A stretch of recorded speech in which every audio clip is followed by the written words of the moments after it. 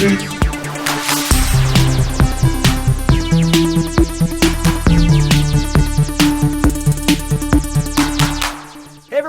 to GameFace episode 188, the world's most informative gaming podcast. I'm Shane Satterfield. I'm Matt Kyle. We're here to celebrate Halloween with y'all, just a couple days away. I wore the orange shirt. You did, absolutely. Hopefully you guys have checked out the Sifted Countdown for the top 10 most repulsive moments in gaming. Have you checked that out yet, Matt? I saw it, but I haven't watched it. Oh, why? Because I'm busy. Oh, because you're busy. Not because you're squeamish or anything like that? No, you know that by now. I don't care. But, I didn't, I just did not. I've not been in a place where I remember, that thing where I could watch something with sound, basically. I will say this, it's not for the squeamish. If you haven't watched it yet, I assume there's eyeball stuff. There is. Yeah. There's... that's the image.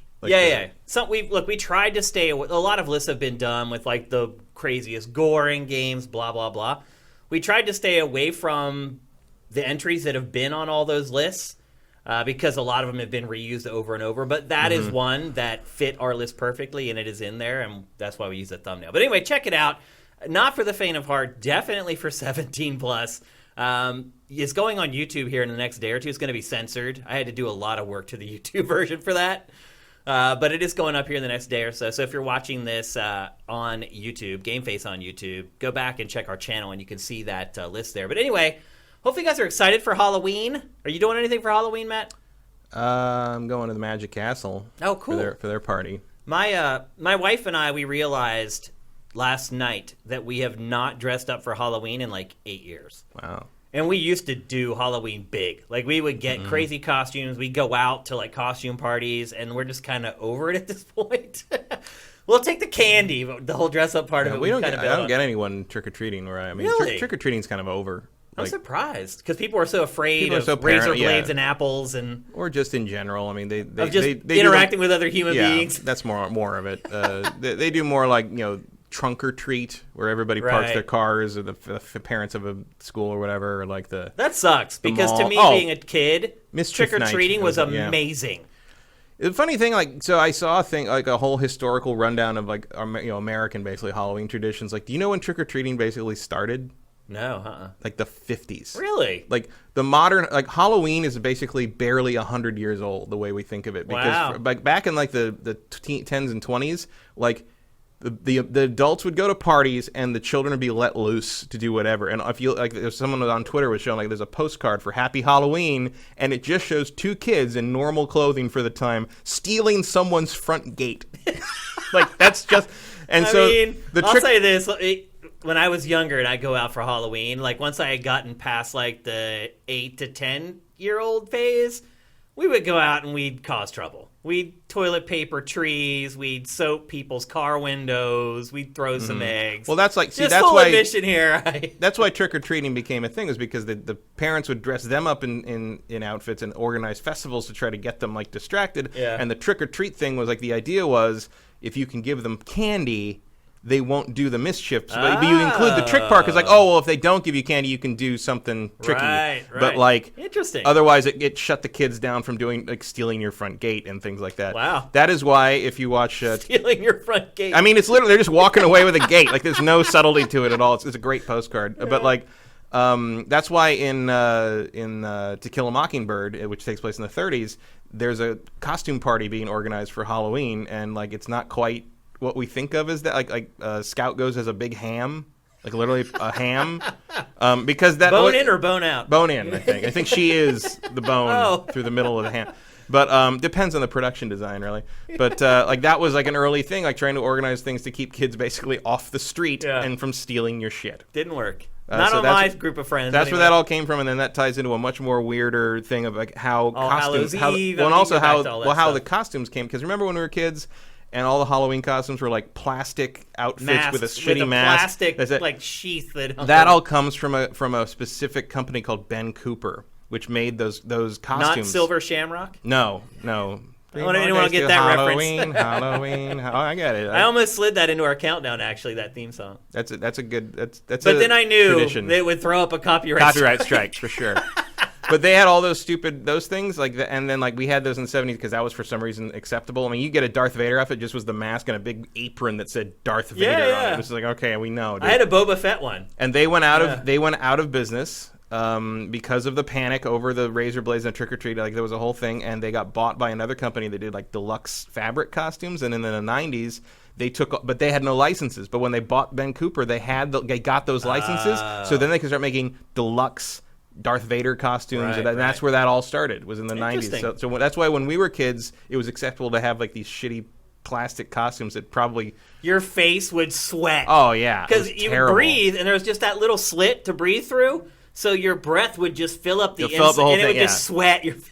Like it would just start to drip after. Yeah, it was the bottom of the mask. It was great. My mom made me like my mom was a crafty person. She made me fabric costumes. She made like a full bodysuit fabric like bat costume, and a werewolf costume. Werewolf costume was great because it was super soft, so all the girls wanted to hug me. Nice. You learn a lot more. You learn about a lot more than just video games here on GameFace. But anyway, if you're gonna be a werewolf, be a soft werewolf. Yeah. Anyway, Halloween's almost here. Everyone have a fun and safe Halloween. A lot of you guys are way younger than me, and I'm sure you guys still do Halloween the way I used to. Yeah, well, go out drinking and dancing and having some fun with your friends. So hopefully you guys do that, but you keep it safe and you keep it cool.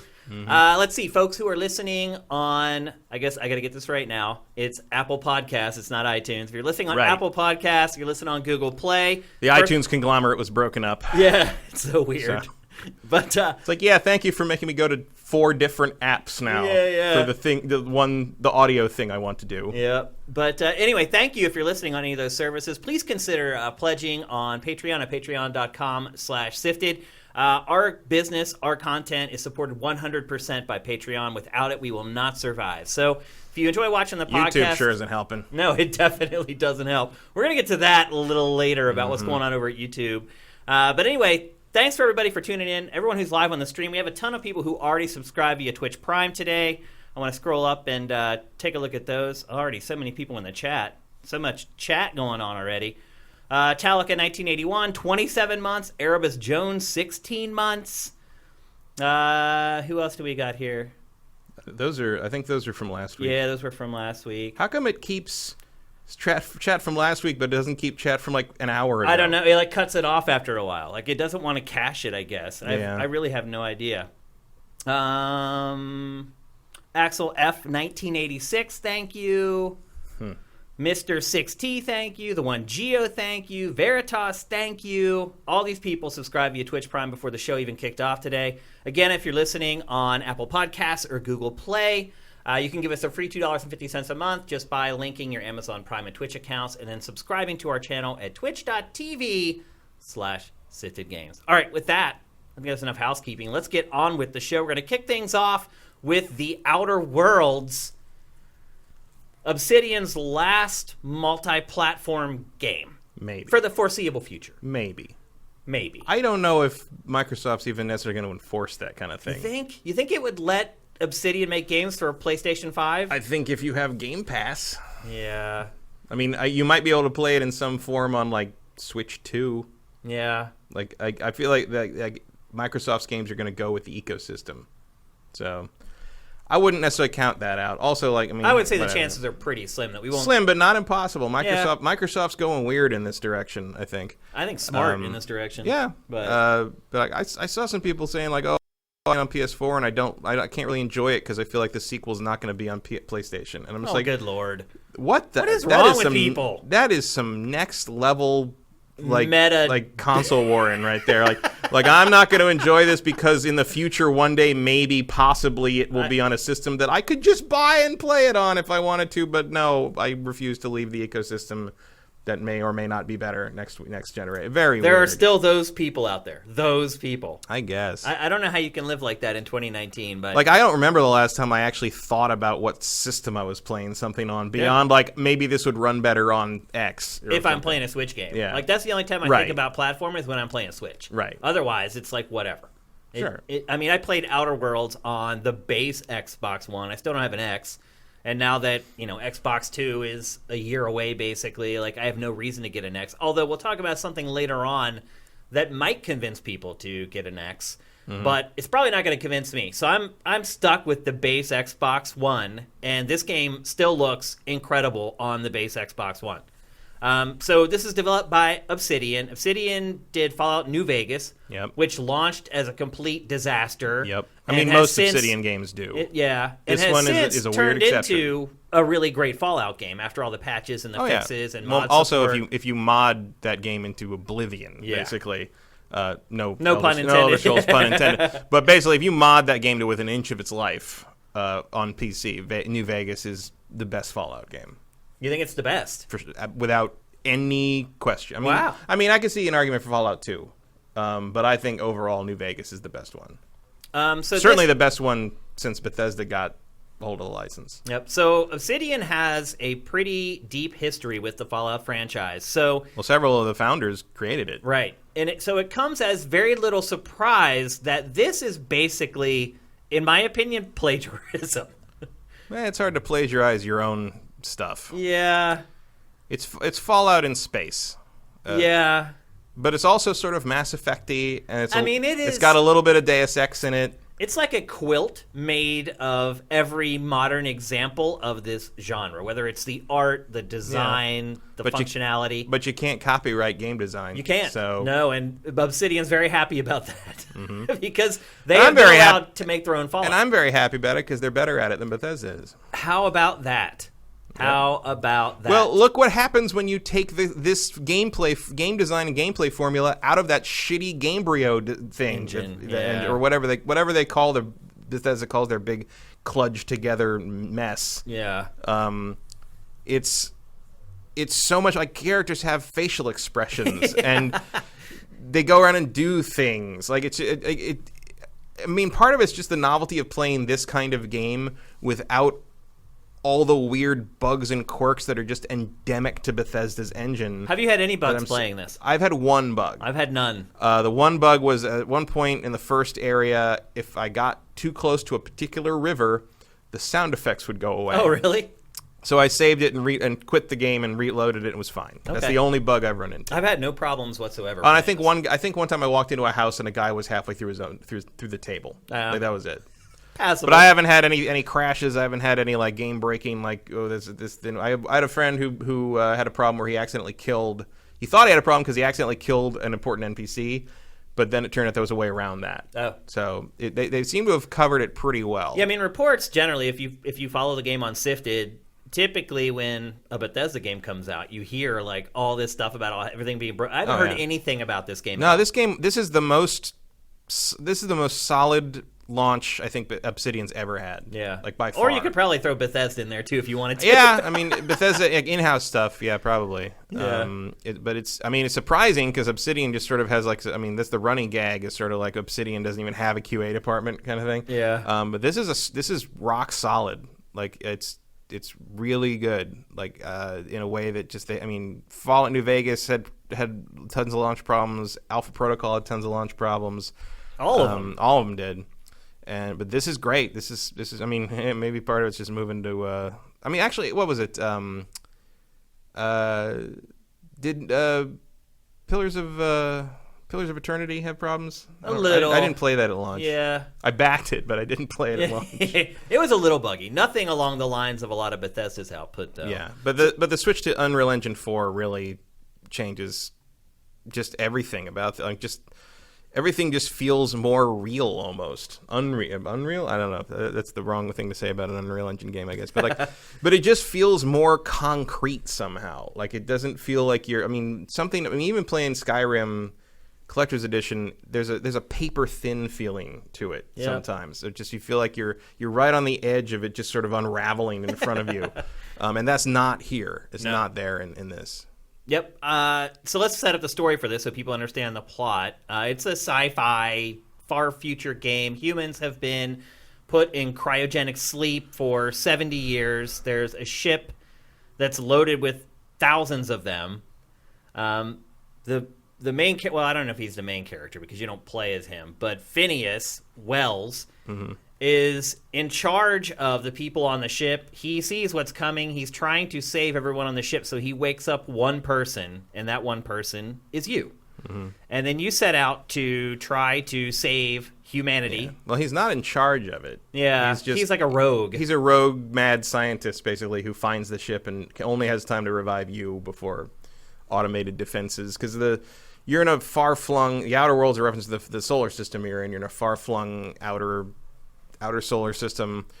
And what happened was basically faster-than-light travel was invented, and it basically was established that if you can get there, you can claim it. So all the corporations on Earth started this huge faster-than-light race to jump out to these places and claim entire solar systems to exploit.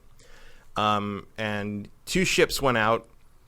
2 sleeper ships went out. One of them got here, and your ship, the Hope, the Groundbreaker, got there and established the colony. Your ship, the Hope, got lost and just now drifted in, and Phineas found it and woke you up.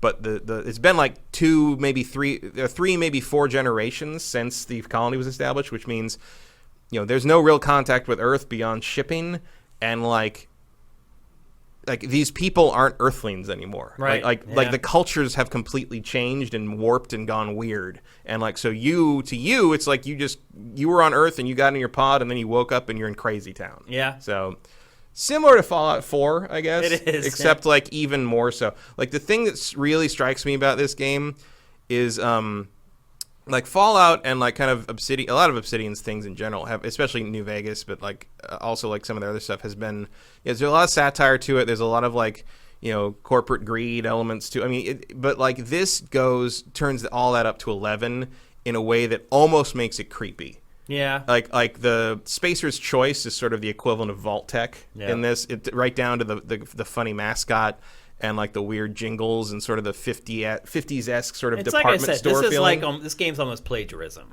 I don't agree with that at all. You can't plagiarize tone. Like you would never be able to pass that off in a court. No, I'm not saying like they should take him to court and sue him. I'm just saying that to me it lacks very little originality. Well, and most of the theft is from Fallout, but like I also get like really strong BioShock vibes from this game. There's some BioShock to it. Like the weathered kind of future But look. BioShock itself could be argued to be Ayn Rand plagiarism. It's true. So, its influence isn't plagiarism. And if you created the influence, I give you an even bigger pass. No, I get it. So, Look, it's not Chris Avallone. You're diving into the semantics of plagiarism. I'm just trying to describe the game for people with one word that they'll understand. Well, except that's not the word I would use. It's. Homage is maybe not strong enough. Right, somewhere in the middle there. But imagine that there's a new Fallout game that literally just takes place in a space colony. Like replace the moon guy, the moon mascot from Spacer's Choice with Vault Boy, and like you're done. There's also like tons of like monochromatic computer terminals everywhere where you're reading through logs. It looks a lot like the Pip-Boy. It's just. The real difference is the production value. Oh, yeah. This destroys any Fallout game in that arena. Yeah. Destroys it. But like there's, the Spacer's Choice, it's a company. Yeah. The funny thing is, one of the gags is that all the companies are owned by the same mega corporation, so they're actually all in competition with themselves. Right. Which sounds absurd, but is actually true. When like I've worked for companies that do that. Like yeah. You're competing with other parts. You're competing of with company. other parts of your own company. It's ridiculous. But like Spacer's Choice employees, they live for the company. They are considered assets. There's a whole thing where like someone died and their body has to be dealt with by the nearest relative, and it turns out what that means is not someone who's related to them, but whoever's relatively closer. And it's just this level of like kind of capitalist greed gone amok to the nth degree that it's effective. It's effective satire, and like each corporation and side you run into has a slightly different psychosis. Basically, like even there's no good guys in this. Much like New Vegas, like there's like choosing which side to go with. Yeah. Like you can maybe see the New California Republic is better, but then like the Legion sort of has like better control over things. Like it's like you're kind of trying to weigh like what's better. There's early on there's choices about like shades of whether or not to blow up Megaton or leave it. Yeah. There's a choice very similar to that, and I honestly had a lot of trouble deciding which of these assholes to side with. I sat there for a while thinking about it. And I poked around to see if there was a way to do both, but there isn't. Like they don't let you off the hook for that stuff in this game. So it's but I mean, it even has like its own VAT system, so you can slow down combat, which is I think better than VATs. Yeah, because it's more functional. Because you can aim. Yeah. Like, it's not percentage based. And it actually matters. Like, your aim actually matters. Yeah. Like, it makes a lot more sense for what is basically an action RPG. Like, and there's nuance to it, too. Like, if you enact it and you don't move, it lasts a lot longer. Yeah. If you enact it and move, it only lasts Moving and shooting, drains huge chunks. So there's things to consider while you're using it. And you can get specific, wherever you shoot an enemy, like, that you'll get special...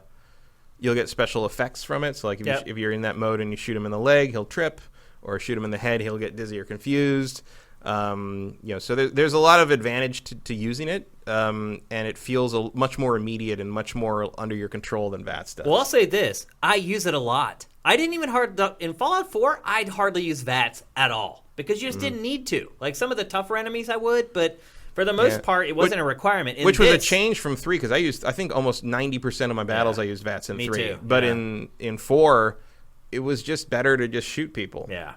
And in this, I use it constantly. Yeah. You kind of have to. You have to. The enemies move much faster and more unpredictably in this. Yep. And also... There's no aim assist in this game either. No, there isn't. And also there's...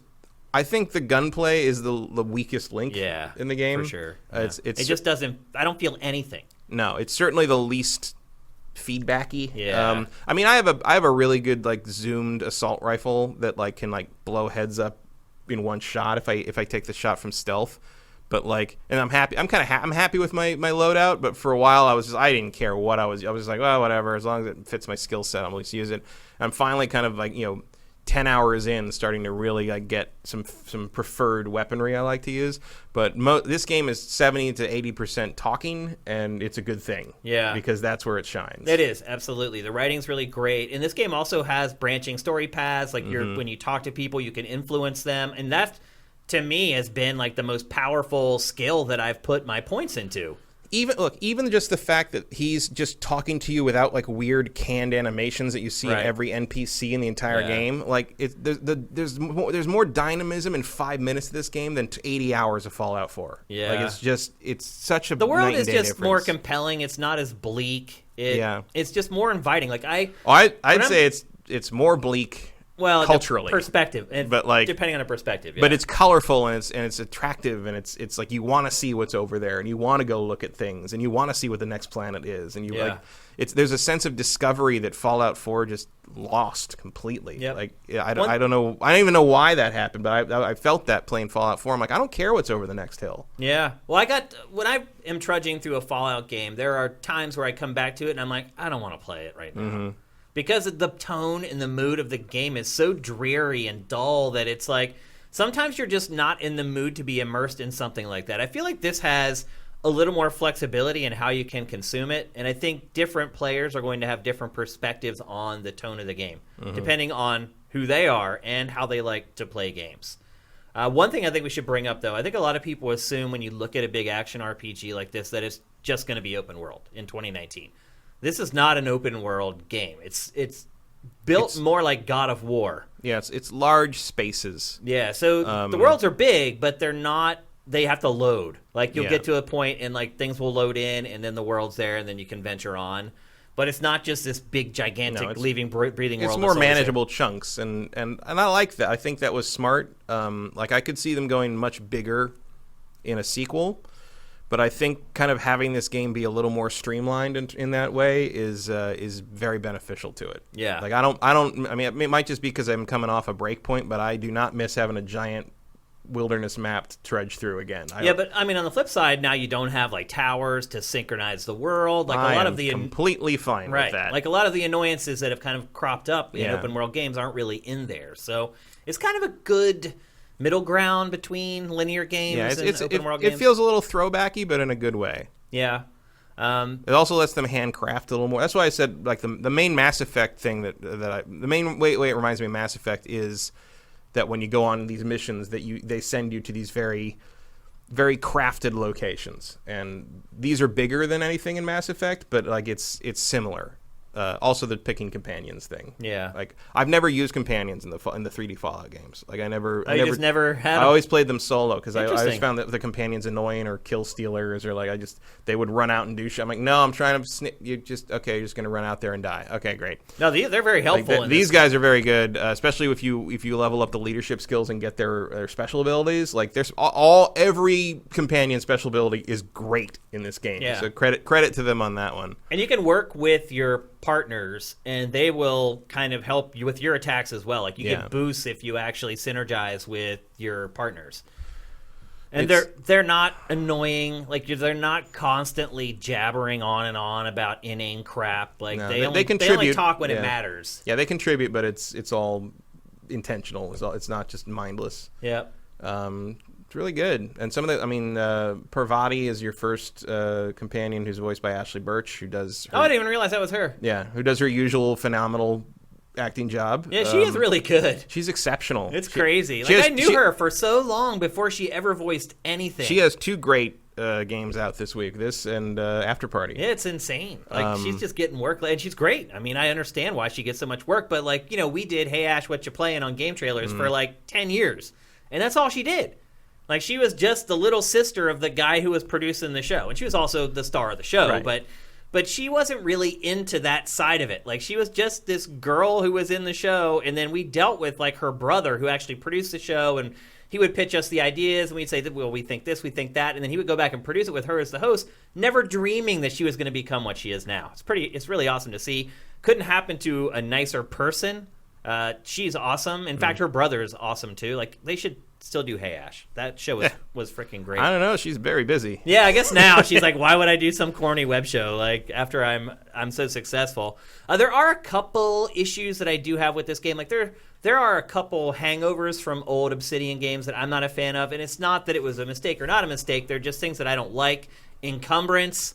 Yeah, I don't like encumbrance in any game. Really, I just don't see the point. I don't either. In 2019, if you are going to put so rare. If you are going to put it in a game, like make that real high. Make it so I can't carry 1,000 guns, maybe. Right, yeah. But like if it's going to crash your game, I get it. I mean, I'm tired of it in Borderlands, let alone this. Yeah. And I dealt. You can break down anything in your inventory whenever you want. There's also a perk that you can get if later on, if you put points into the right categories, where you can fast travel if you're over encumbered.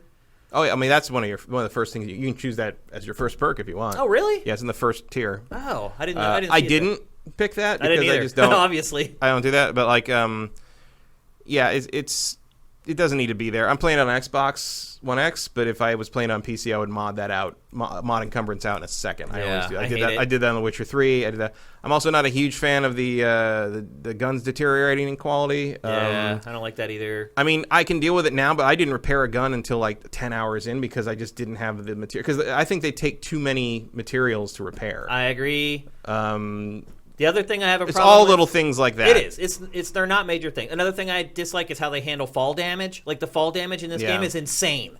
Like, you fall off a 4-foot boulder, you lose health. It's what the hell? I can jump down off this, no problem. And coming off of, like, something like it feels so much like Fallout and Skyrim. I mean, it feels so much like Fallout and Skyrim that I keep pressing Y to jump. That's how much it feels like. Yeah. But, like... You're used to falling a certain distance in those games, and this is like half the distance before you get hurt.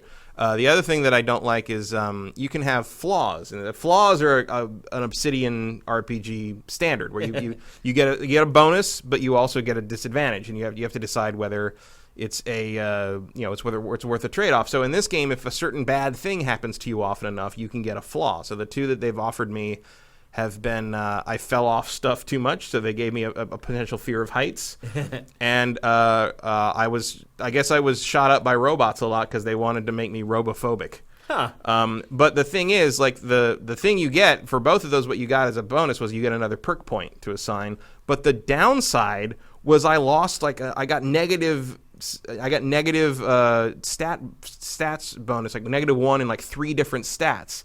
Anytime I was near a high thing, or anytime I was near a robot, Like anytime I'm near a robot, I lose stats. Like that What? basically means like you're never at full stats because there's robots everywhere. So you never have to take the flaws. You can just decline them. But like the problem I've declined both of them because a perk point is not worth having that happen to the character all the time. Like it's like the rewards for the flaws are completely out of balance. Well, you're also getting perk points pretty regularly. Yeah, it's every 2 levels or something. Like even levels you get them. So every 2 levels you get them. The way you upgrade in this is a little different. They're kind of split into categories, and then you just choose the upgrade the category, and it actually upgrades like several things underneath the category, which is kind of cool. Yeah, until you get to 50. Yeah. So once you get to 50, so all the things under the category will become, once they hit 50, then you have to add points specifically into each one. Right. So you have to specialize basically. But it works real well. Once you get up to 50, you are fully competent in that. I mean, anything else beyond that is just you want to be specialized or super great. Yep. So I certainly feel like the leveling system is it works. I've never felt like I was lacking anything, even in the stuff I was only sort of good at. And I'm building my character out has turned out pretty much exactly the way I was hoping it would, and it all worked out. I'm happy with pretty much everything, but like you said, the little things like the encumbrance. I just hate weapon degradation and everything. Me too. Like I don't see the point. I don't get why it's such a thing.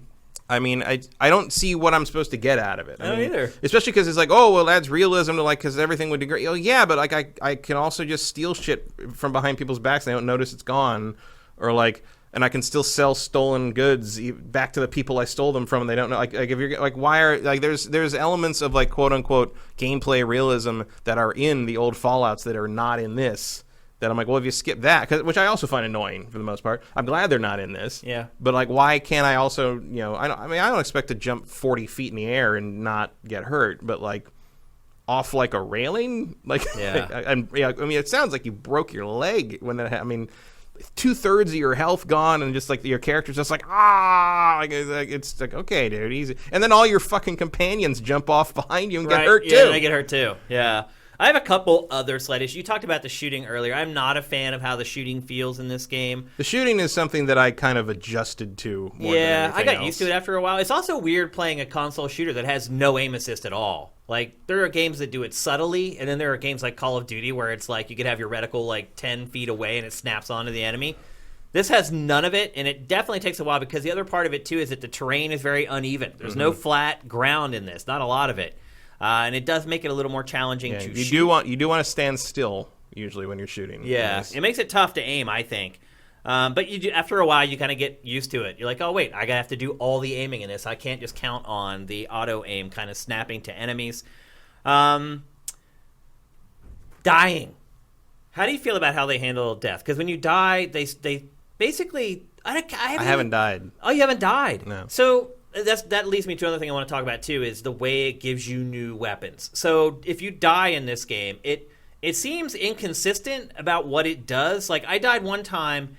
It took me back to the place where just before I had loaded up the next area.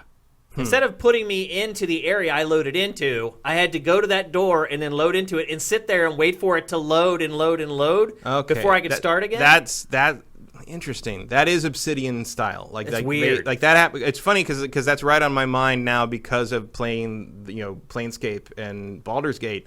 Like that's where they autosave those too. It's before you leave the previous area. That always was where the autosave happened. Interesting. I thought that was a little. I don't know why that is, but I certainly don't know why you'd continue that here. Yeah, I don't get it. Yeah, enemies respawn too. So when you die and you go back to the area, they're all there. So does some loot. Sometimes I've noticed, like sometimes boxes have stuff in them again when I go back to a planet. I didn't pick up on that. You may be wondering why all the footage is of a pistol, and that's because first of all, we only show you guys B-roll from the first like hour or two of every game because we don't want to spoil stuff for you. But the other part is that this game just didn't give me weapons. Like I ended up having to use this pistol, and the reason I died was when I warped into that new area, the enemies had jumped up a couple levels, and I literally had to use like 3 full clips to kill an enemy. And so I died, and I'm like, what's going on here? This weapon is not getting the job done. So I went back and stole a weapon out of like an area right before I had come into that town. There was like a little outbuilding there. I went in there, I found a weapon, I stole it against my better judgment, and then the game was a cakewalk. Like literally like 1 or 2 shot every enemy and they just dropped. And since then, to me, the game has been, like you said, you haven't died.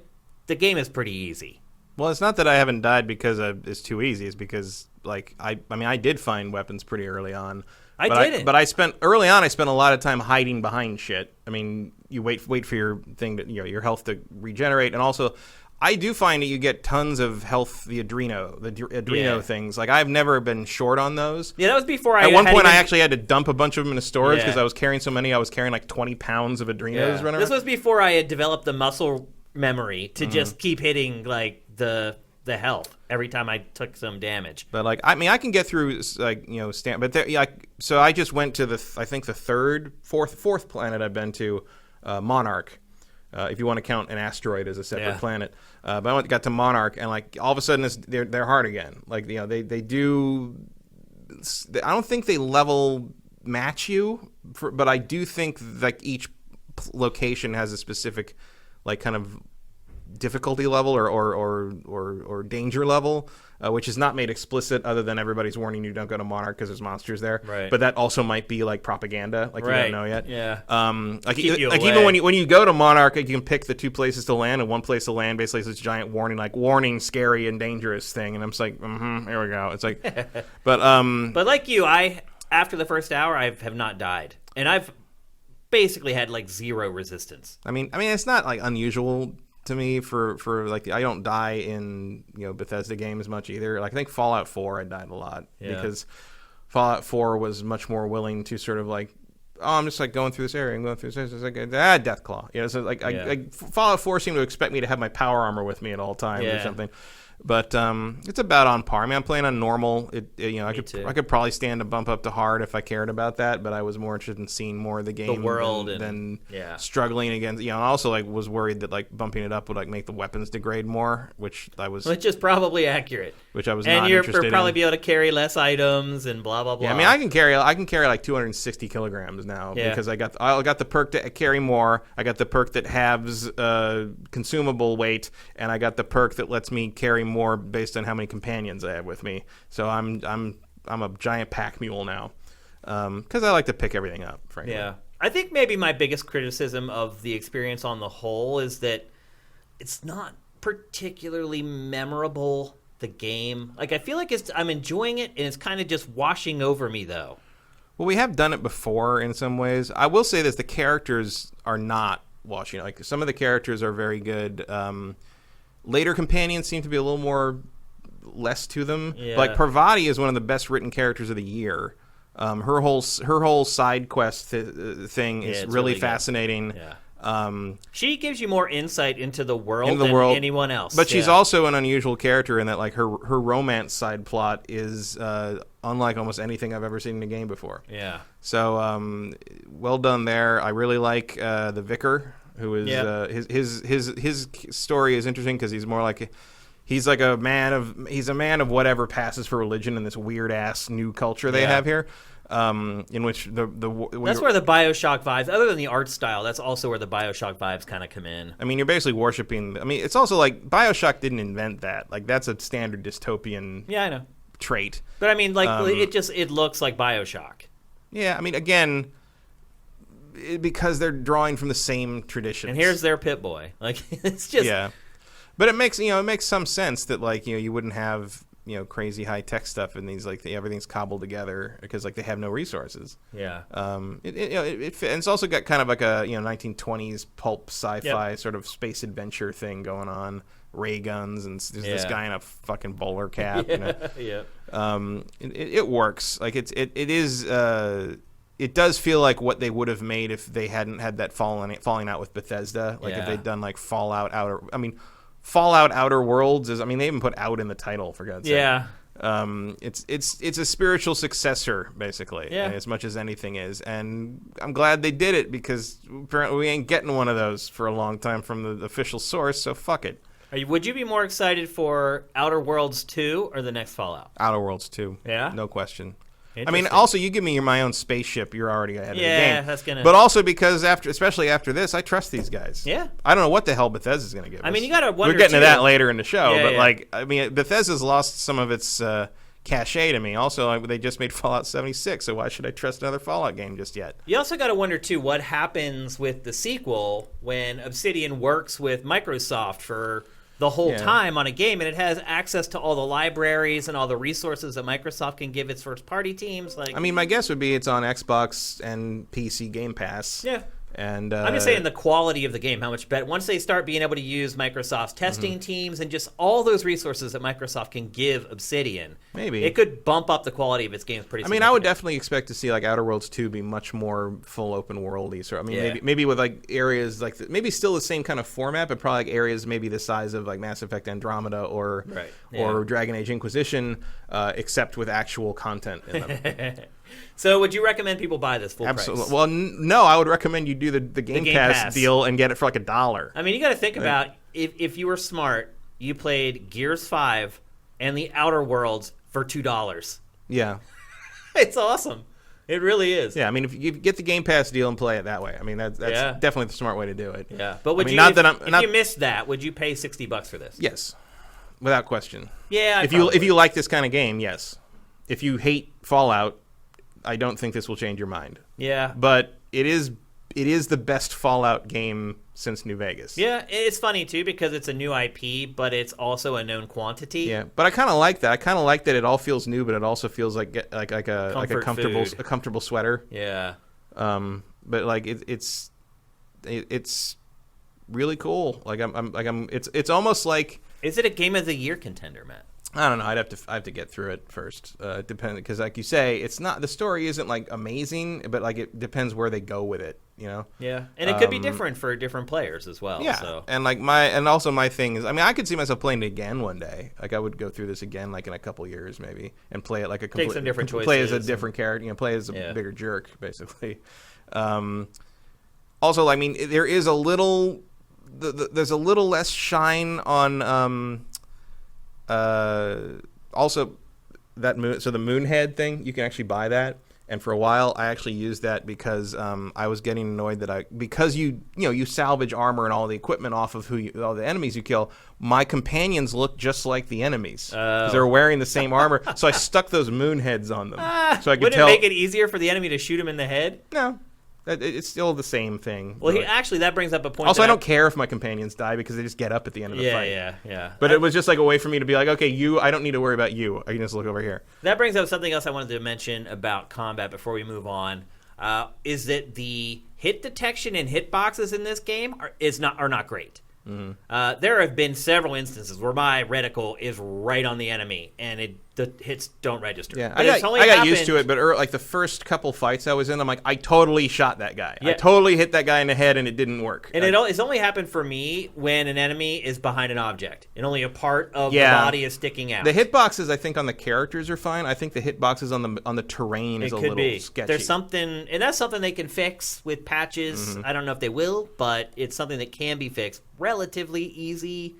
But again, just another nitpick, and on GameFace, we like to present as many of the issues we find because there's certain people out there where certain issues are deal breakers, and they won't buy a game if it has it. So, but I mean, both of us are enjoying the hell out of this game, and we both recommend it. In context of like how Obsidian's previous games have been released, this is a giant, perfect chocolate waterfall. I mean, it's if you're putting amazing. It in that context of what are Obsidian's games typically like at launch, this is miles beyond. Like if you're worried about that. Because of Obsidian's track record in that regard, don't worry about it. It's here. Also, I hate plasma weapons. They just seem so underpowered. And then I accidentally I changed one of my sniper rifles to plasma because I'm like, oh, that'd be cool because I can zap people with plasma from a long way away. Well, there's no way. There's no marker to show you where corpses are in this game. So if you dissolve someone because when you kill someone with plasma, they dissolve into a pile of coffee on the sidewalk. So if you kill someone too far away. There's no way to find them. There's no way to find the body because it's just a little pile. Like if they die on a grass or something, you're never finding their body. You're never getting their loot. Oh wow, interesting. So be careful about modding plasma ammo onto a weapon that shoots a long way. Yep. That would be my advice there. But like the other thing is like because I really like the dialogue stuff and the character interaction, but I will say playing this right after playing Disco Elysium. It's not as good as that at Disco Elysium because that's all Disco Elysium does. Yeah. But it's interesting to kind of compare those two things. And actually, that was an excellent segue into our next topic, which is AfterParty. AfterParty, if you guys have been on Sifted, you may have seen all the reviews we've been curating. It has been getting really, really high scores. Another game that's mostly about talking to people. Yeah, which we talked about Disco Elysium last week, which kind of set the new bar for that. And now we have AfterParty, which is also very good. Where does it kind of fall in that? Because they're very similar games. There's a lot of walking and talking. Like, I was getting B-roll together for AfterParty, and the publisher had sent me a link like months ago with like a big chunk of B-roll that it had put out for people like us to use in our coverage. And I started looking through the B-roll. It was 40 minutes. And it was like, you know, when you put it into a timeline in an editing program, you see like the story. You can see the little thumbnails change depending on what happened. And it would just be like 10 minutes of the same thumbnail. And then another 10 minutes of the same thumbnail, Yeah, because it's not action packed. Yeah, there's a lot of standing in the same place and talking, but that's what the game does. It's created by the team who made Oxenfree. If you've played that, then you know what you're getting into here. What are your impressions of it, Matt? It's great. I mean, I'm like probably 2 hours in. It's what's the story behind the game? The story is you play as two kids who are basically they're graduating from college. They're at the final party of college. They're both sort of outcasts, like Milo. There's Milo and Lola.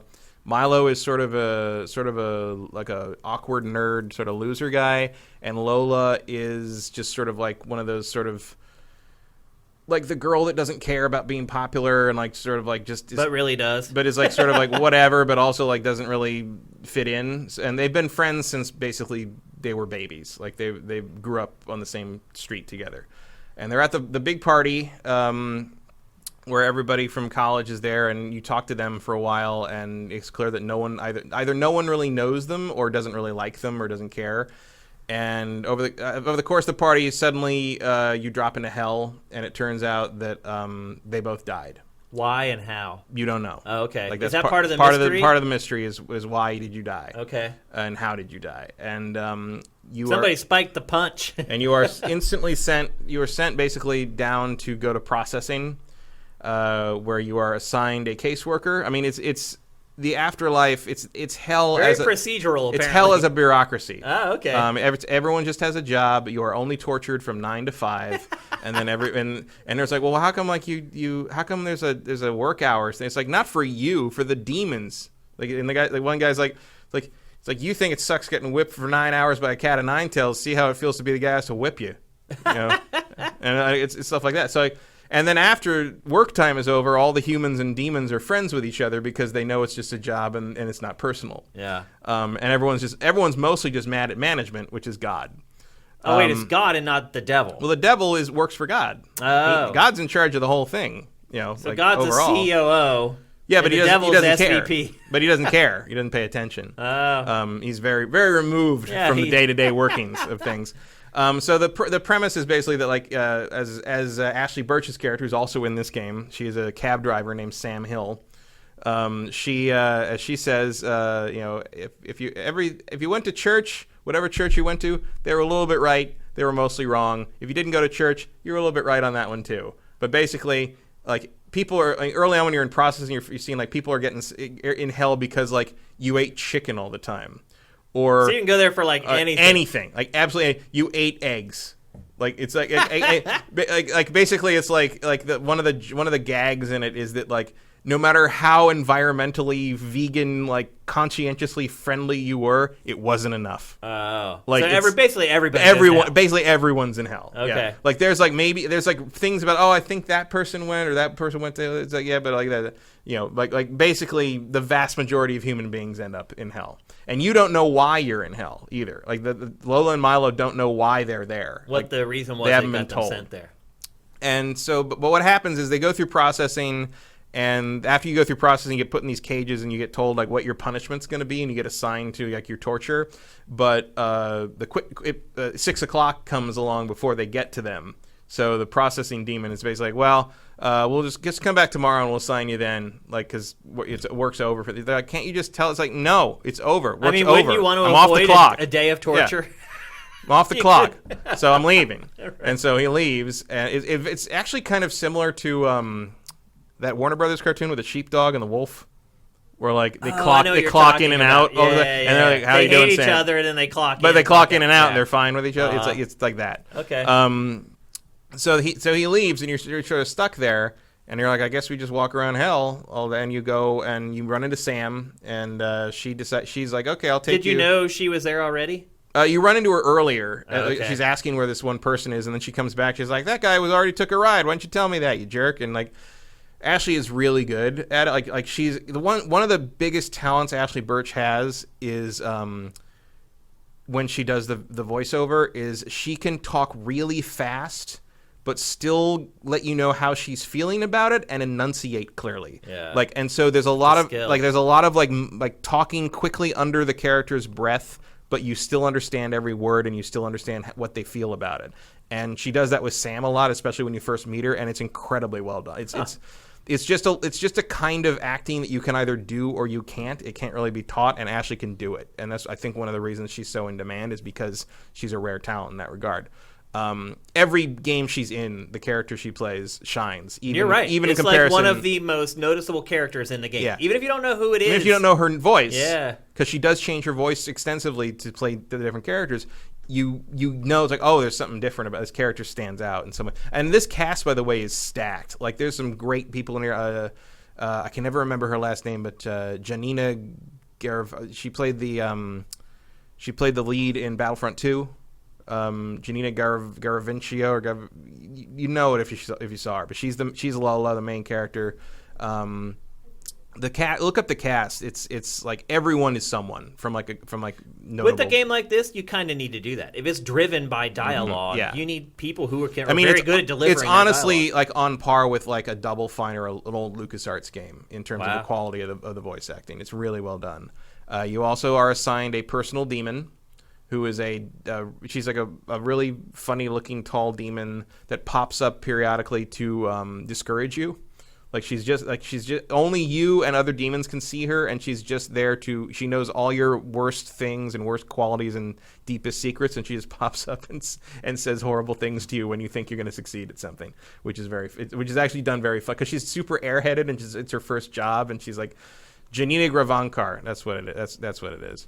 I should know that because I've met her like 3 times, but like I can never remember her last name. But she's Barracuda says 11 people went to heaven. She's 11. Yeah, that about work. That about fits. Yeah, she's excellent too as Lola. And so basically, Sam takes you to where she needs to go next, just to show you around, I guess. And you find out along the course of the way that every night Satan has a giant party in his big mansion at the top of this mountain, and the only way to get out of hell and come back to life is to beat Satan in a drinking contest. Basically, and that is the objective of the game, right? Is to get out of hell. Early on, the objective is just to get into Satan's party. Like, the first 2 hours are spent basically trying to get an invite to the party. Because if you have to challenge Satan, and if you can party harder than Satan, you can get out. Theoretically, and like two people have done it in the history of the universe. Basically, I think it's something like I can't remember who it was, but it was some historical figure, and then before that, I think a velociraptor did it once. Okay. It's very funny. It's the whole thing is just whip smart the whole time, and the way the gameplay works. I mean, most of it you can see you're walking left and right. Yeah. But there is gameplay. The main differentiator between this and Disco Elysium in that regard is Disco Elysium uses skill checks to determine how the dialogue goes, and most of the dialogue in this is Twitch based. Oh. A lot, like if you don't answer in time, you don't get to answer. And then one of the big mechanics is drinking. So you can get drinks regularly because you're constantly at bars and parties and stuff. And each drink, when you'll have like the 2 choices that are on left and right, and then there'll be another choice like blanked out that has like a drink icon. And if you get drunk while you're talking to someone, it unlocks that other choice. Oh. So. And the way the choice is determined is the different drinks have different effects. So some drinks make you courageous, some drinks make you an asshole, some drinks make you a slut. Like and you choose which drink to drink for each conversation, basically. So like you can. So you're basically setting the tone of the conversation. Yeah. So if you know you need to intimidate someone, you can pick the drink that makes you a bully asshole and like makes you. If you need to like buddy up to someone, you take the flirty drink and you kind of like hit on them and like make them feel special, sort of thing. So that's the mechanic you're using there, and the trick is to not run out of drink before you run out of conversation. Okay. And then there's all these mini games. So there's like there was a beer pong. There's a beer pong mini game called Blood Pong, which is interesting. Like you're basically angling the arc of the ball to hit in there. There's a dance mini game. There's a bunch of like kind of standard mini game ideas that are in there as sort of things you have to do to sort of prove yourself or pass basic quest things or stuff like that. So those are all very simple, but the main draw isn't playing the mini game. It's like the reactions that happen to the mini game. So the dialogue around it is still very fun. And it worked. Overall, it just works. Like, you're being pulled through by the story. Make no mistake. You are basically playing a mildly interactive radio play. But that's fine because it's a good radio play. Extraordinarily well written. If you've played Oxenfree, it's the same developer. It's just as good, if not better, in terms of writing as Oxenfree. They have it's much bigger. There's a lot more to it. It's not as horror driven. It's much funnier. There is a moment that made me laugh out loud harder than anything in probably the last 10 years of playing video games. Wow. Like I had to pause the game and finish laughing at it. Huh. I don't know if anyone else will laugh at it because it's very specific to my kind of humor, and it was also mostly the delivery. It just killed me. Like it's and a lot of it's laugh out loud funny, but that one just like caught me. Literally laugh out loud funny. Yeah. So how much is this game? I want to say, it's on Game Pass. Oh, okay. So you can also play this for $2. Wow. On PlayStation 4, I think it's 20, but I think it was 15 with a PlayStation Plus discount. That might have been only for pre-order. I don't know. Yeah. So it's 15 or 20 or Game Pass. Is it on every platform? Is it on Switch? I don't think Switch so. is always a wild card. I think it's just PS4, Xbox, and PC. Yeah, I'm guessing it will eventually come to Switch as well. And I'm guessing it's already in development for Switch. I would think. There's no reason Switch couldn't do this. Oh, for sure. But plus, indie games have been selling so well on the platform that you'd be stupid not to create a Switch version at this point. But it is it's very funny, and it's charming and visually interesting. Like not visually interesting for B-roll, but like the art direction for Hell, like with the neon signs. Yeah, I love the art. It's really fun, and the the nightlife of Hell is entertaining, and like each bar has a different theme. It's like Golden Guy in Tokyo. Yeah, and so to get to Satan's house the first time, you have to go up the mountain because the line to get into Satan's party is about I think it's like a couple hundred years long. Like the people in line are talking about how when they were when they got in line. They're like, how long have we been here? It's like, how long have we been in line, or how long have we been standing in this particular spot?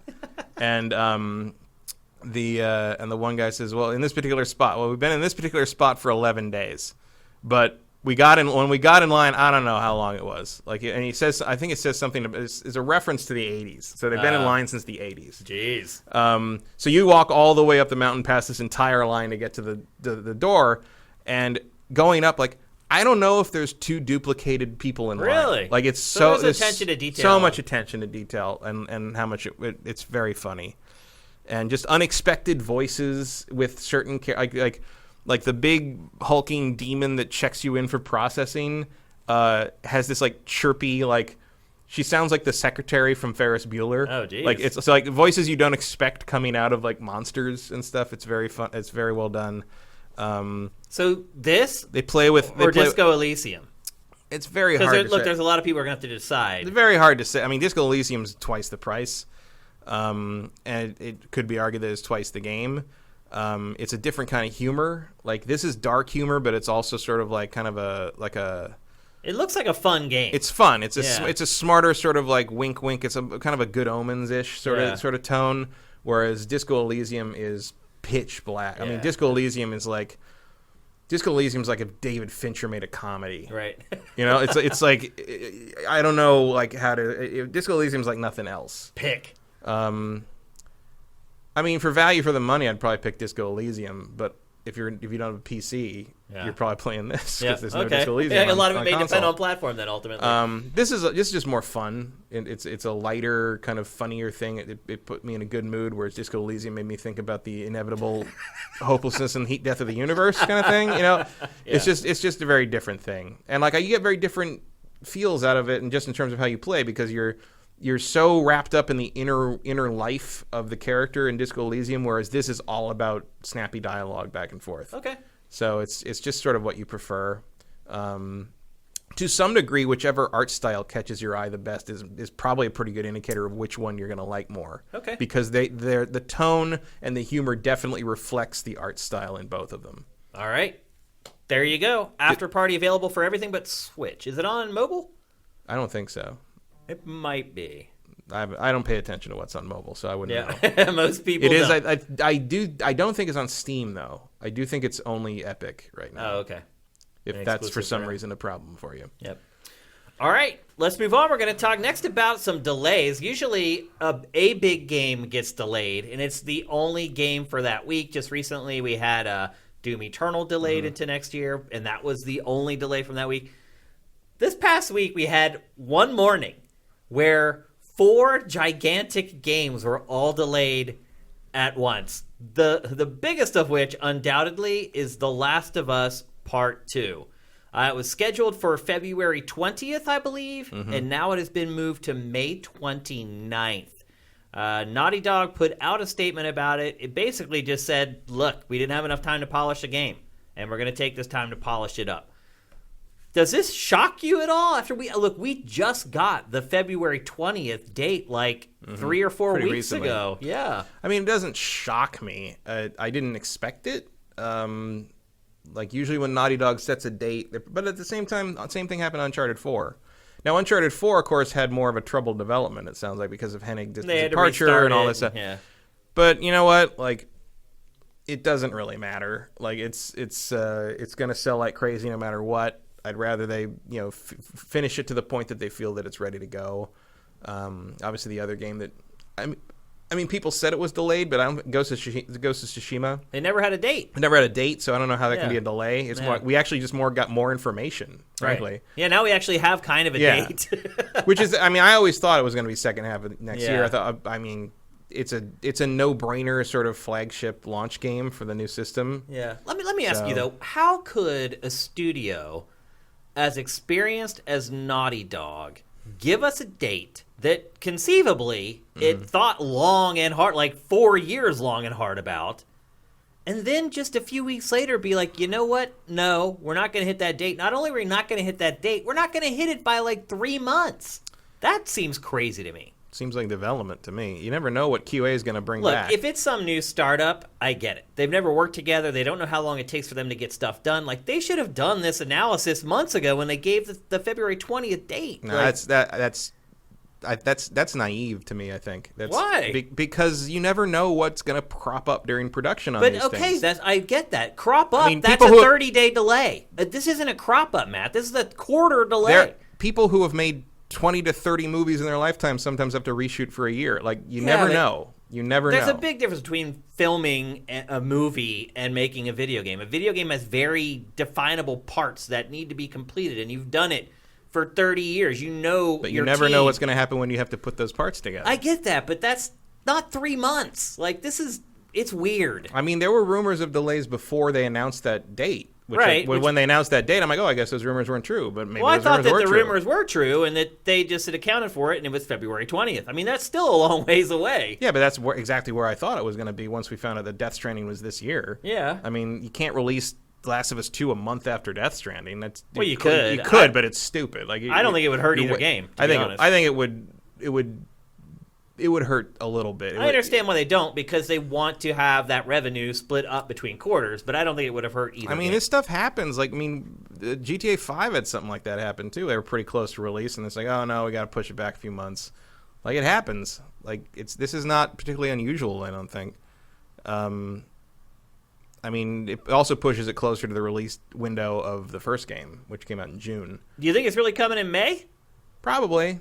I mean, I would not say with 100% certainty it is. No, but I mean, it does feel like a pretty specific place. Once you push something past the end of the fiscal year, obviously all bets are kind of off. But I do feel like Naughty Dog would want this. It's sliding in just barely under there now with the new date, May 29th. What, 30 days in before the quarter expires, I guess? The quarter expires at March 31st. And then turns over April, May. Yeah. Well, no, it ends at the end of June. Yeah. So it's a month before the end of Q2. That's what I just said. But, I mean, obviously you could push it further if you want, but then you're getting into Ghost of Tsushima territory and whatever else we're going to find out about next year, which assuming they have another big thing somewhere in the late part of the year.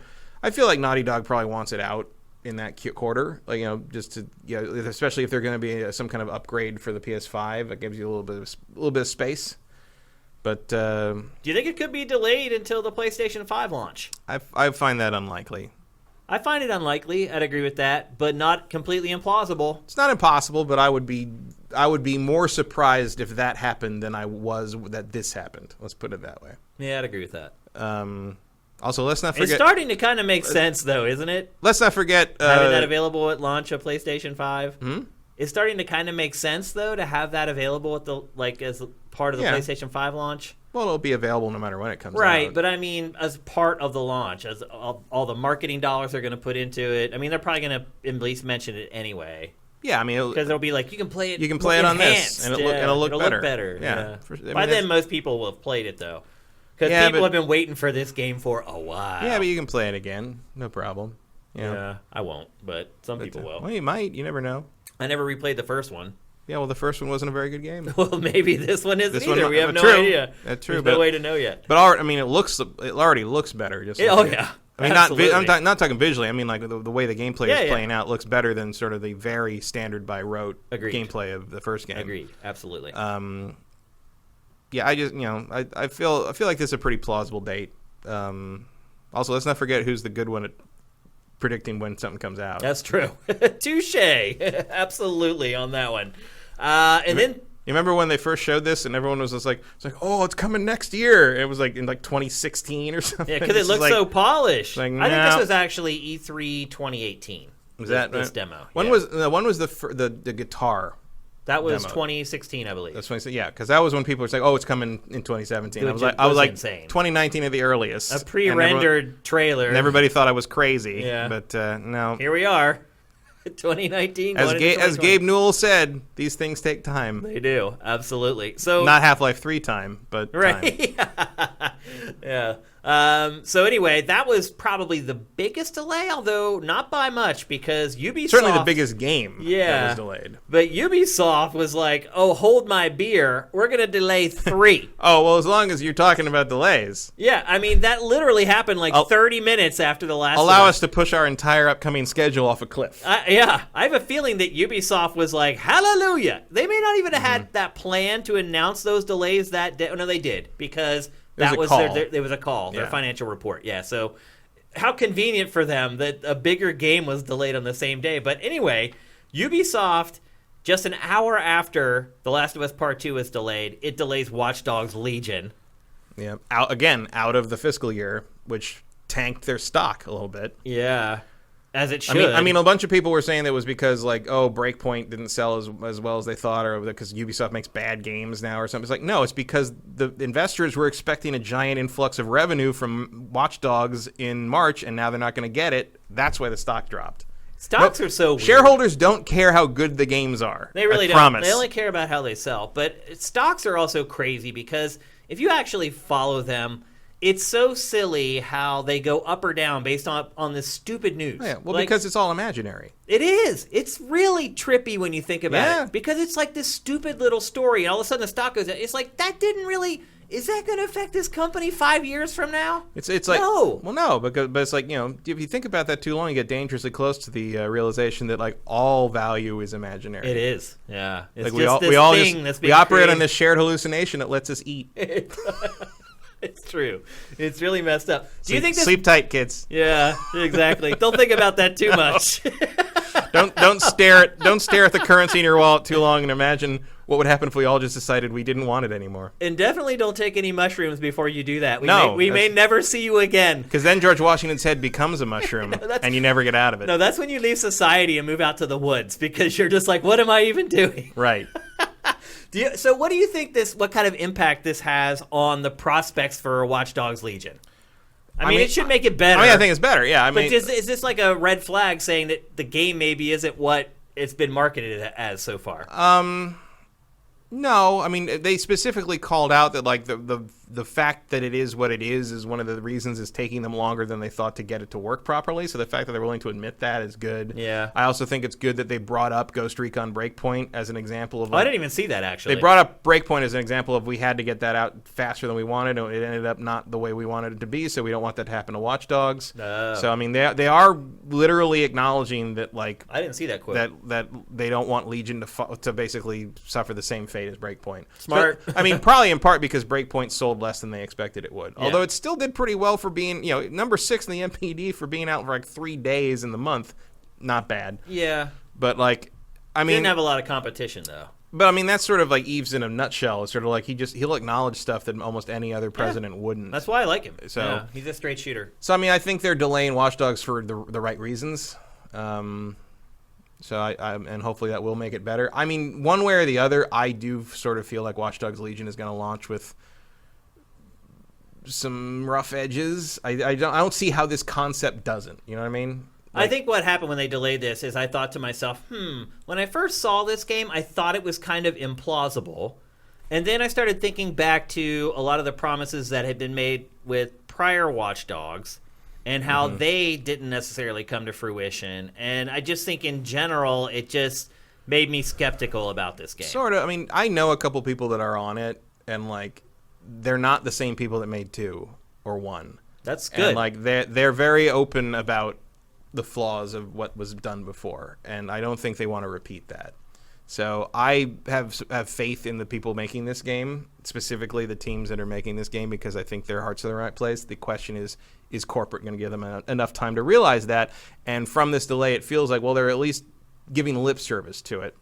And it's a very ambitious game. But also the other thing, remember, is, and I called this when it happened, Breakpoint's initial trailers were very misleading. Yeah. I mean, I didn't fall for it because I know what they were doing, but like, the same could be true of Legion. Like, we don't, Ubisoft has no problem creating a pleasant fiction about what their game is like in its early marketing for them, and we could be seeing this again. And I think it gets away with it because generally, not always, but generally, the game ends up being good. Yeah, and it's like, you know what? It's not what they said it was going to be, but you still enjoyed it. But I still like it. Yeah, and so it gives them a pass. But I think with Breakpoint, it was a little different because the game itself didn't end up being. It's like they promised you a hot fudge sundae, but you didn't get but you still got ice cream. Yeah, it's like they didn't put the nuts on the top like they said they were going to. But you wouldn't want that, right? I wouldn't. Definitely not. But it's the same question. It's like, you didn't get the treat you wanted, but you still got a treat. I still liked it. All right. Yeah. Like, I wouldn't be surprised if they dial back some of the NPC stuff, so it's not just like every NPC is someone that you can take under your wing and then track. Or like they would be, I mean, you could do that. It just wouldn't be very interesting after a while. Like everybody would kind of have a standard you get a standard set of stats and personality stuff, and you'd have generic ones, but you'd also have ones that like you could actually follow around and watch them do their thing. And I'm sure you could do that in general, but the thing would end up being that like there would be specific characters. Yeah, that's my doorbell. Like, there's no way to make that quiet. I literally have it turned to silent in the preferences for the app and the preferences on the phone, and it still makes noise. I don't know what that is. But I feel like you'd still end up with sort of the power gaming thing where everybody would just be like, well, if you want an old woman who's a sniper who has good tech skills, go to this part of Piccadilly Circus and you'll find her with the pink hair and the corn. Like, that's who you. So like there would be a best NPC for each job. You know what I mean? Like I feel like people would narrow it down. So like you could be any NPC in the game, but there would really be like 100 that were worth using. Right. You know what I mean? Yeah. Find a compromise some way. Yeah. I mean, I think that's what it's going to be anyway. That's what I'm saying. I think that's what we're going to get. Dial it back a little bit. Yeah. And then 2 more games Ubisoft delayed on the same day. Next up is Rainbow Six Quarantine, which I didn't even really realize it had a release date in the first place. Because, I didn't know that. I mean, all they've shown is this trailer here. It's like 40 seconds long. Like, they did like a little developer doc on stage at E3, but otherwise, like, they haven't shown much of the game. I don't think expectations for it were all that high yet anyway. I don't think it's like a huge loss, I guess is what I'm getting at. I mean, it's also better to make sure this thing is good when it comes out because it's got a lot to prove. It's different from the other Rainbow Six games, drastically different. Yeah. So remember, if it doesn't come out and do something worthwhile, You'll never see them mess with the Rainbow Six formula again. No, exactly. Yeah, it's hard to miss something that you weren't excited for in the first place. And It's not that I'm like down on this. We just haven't seen enough of it to even know. Because it's like a competitive like zombie shooter, which is just so out of character for that franchise. But at least you'd be spreading its wings. And then the last delay was Gods and Monsters, which is Ubisoft's Breath of the Wild looking game. Now, I will say this. When that was shown at E3 and they announced immediately that it was coming the first quarter of 2020, I said, no effing way. Like, because we had never seen it. It was like January, wasn't it? It was like late January. I was like, I knew right away that it wasn't going to come in the first quarter of 2020. They're still saying it's coming next year sometime. I don't even know if I believe that, to be honest with you. I can believe that. To have not shown a lick of gameplay yet. Yeah, I mean, it's a long year. It is. And I also saw, by the way, we were wondering, about some of Ubisoft's other projects, and like I saw that Michel Ancel is doing another stream, so that game is still coming. Like, yeah, I mean, Beyond Good and Evil, I feel like you're gonna end up. I think tomorrow they're doing an update stream on it. So I mean, it'd be a good launch window title for the new systems. Sure that's for would. Sure. And right now is the perfect time to start ramping stuff up for it. And Ubisoft is usually the first out of the gate on that stuff. I would also argue that what we've seen of that game, I didn't really believe could run on current gen anyway. Right. Like I was looking, I'm sure you're running that on a super PC, and it's already chugging a little bit. Yeah, I'm sure it will, but it won't look like that. You'll be scaling the. Or I mean, who knows? I mean, Ubisoft's got the balls for something like that. Maybe Beyond Good and Evil 2 is the first next gen only game. Like what do you got to lose at this point? Yeah, or Watch Dogs Legion ends up becoming. I don't think that's possible. Like, we'll see. No way. Like just looking at that game, the Watch Dogs Legion, like that's totally current gen. Yeah. Like, you don't need like more powerful hardware to run it unless you start talking about all the stuff that's going on underneath the hood that's using up all those CPU cycles. Yeah, I mean it might be better on the new. I mean probably, but like, and maybe you could get away. Maybe you can make the whole NPC thing work on. Yeah, I mean I don't think that NPC thing is all that demanding in the end. It's just data attached to these characters and a lot of development. So it's detail, and you got to get people to write basically little bios for everybody who's walking around and stuff. You have to make sure they're doing what they're supposed to be doing. It's really just busy work. Yeah, but it's work. Yeah. Oh yeah. Yep. So there you go. Big delays coming last week. Luckily, I did not draft any of those games on my fantasy team. No. I mean, Gods and Monsters is kind of the biggest disappointment there for me because I think that looks really cool. It seems to be the most exciting game. But there was always a feeling of like, am I really going to play that in January? I knew it wasn't. I mean, a Ubisoft game that you see for the first time in June, and then you don't see again, and it's like that's just not how they roll. So When I saw it at E3, I didn't think it was happening. Yeah. So anyway, the good news is they're all coming next year. At least as of right now, they are. We'll see. So it's not like they were delayed until like next gen or anything like that. But yeah, nevertheless, set your expectations accordingly. All right, let's move on. We're going to talk next about an Xbox Pro. We're never seeing Skull and Bones. Maybe not. It really does look like it's like canned. Yeah. It's weird. Because it's been at E3 playable twice. Yeah. Well, then again, Beyond Good and Evil 2 came back. Yeah. So, but see in 7 years, Skull and Bones. That's a good point.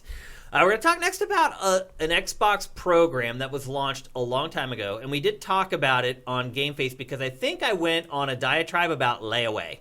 Mm-hmm. Remember that? Yeah. Where I was like, oh, you young whippersnappers, you never even heard of layaway. And it's this thing when we were kids growing up where you could go and buy something. And Walmart still does it. Does it? Yeah. And you could just pay a little bit like every week or every month, and you could basically just pay in installments to buy whatever you wanted. Well, Microsoft launched a program for Xbox hardware called Xbox All Access. And that was 2 years ago, I think. And since then, it is just kind of disappeared. I mean, I'm sure it's there. Maybe it's been there all along, but people didn't really talk about it. I see it pop up once in a while. I didn't really know what it was. Yep. Well, Microsoft just reminded everybody of the program because it is announced that in the US, the UK, and Australia, you will now be able to use Xbox All Access to upgrade to Scarlet. So here's the thing. Boy, this is some old B-roll. Yeah.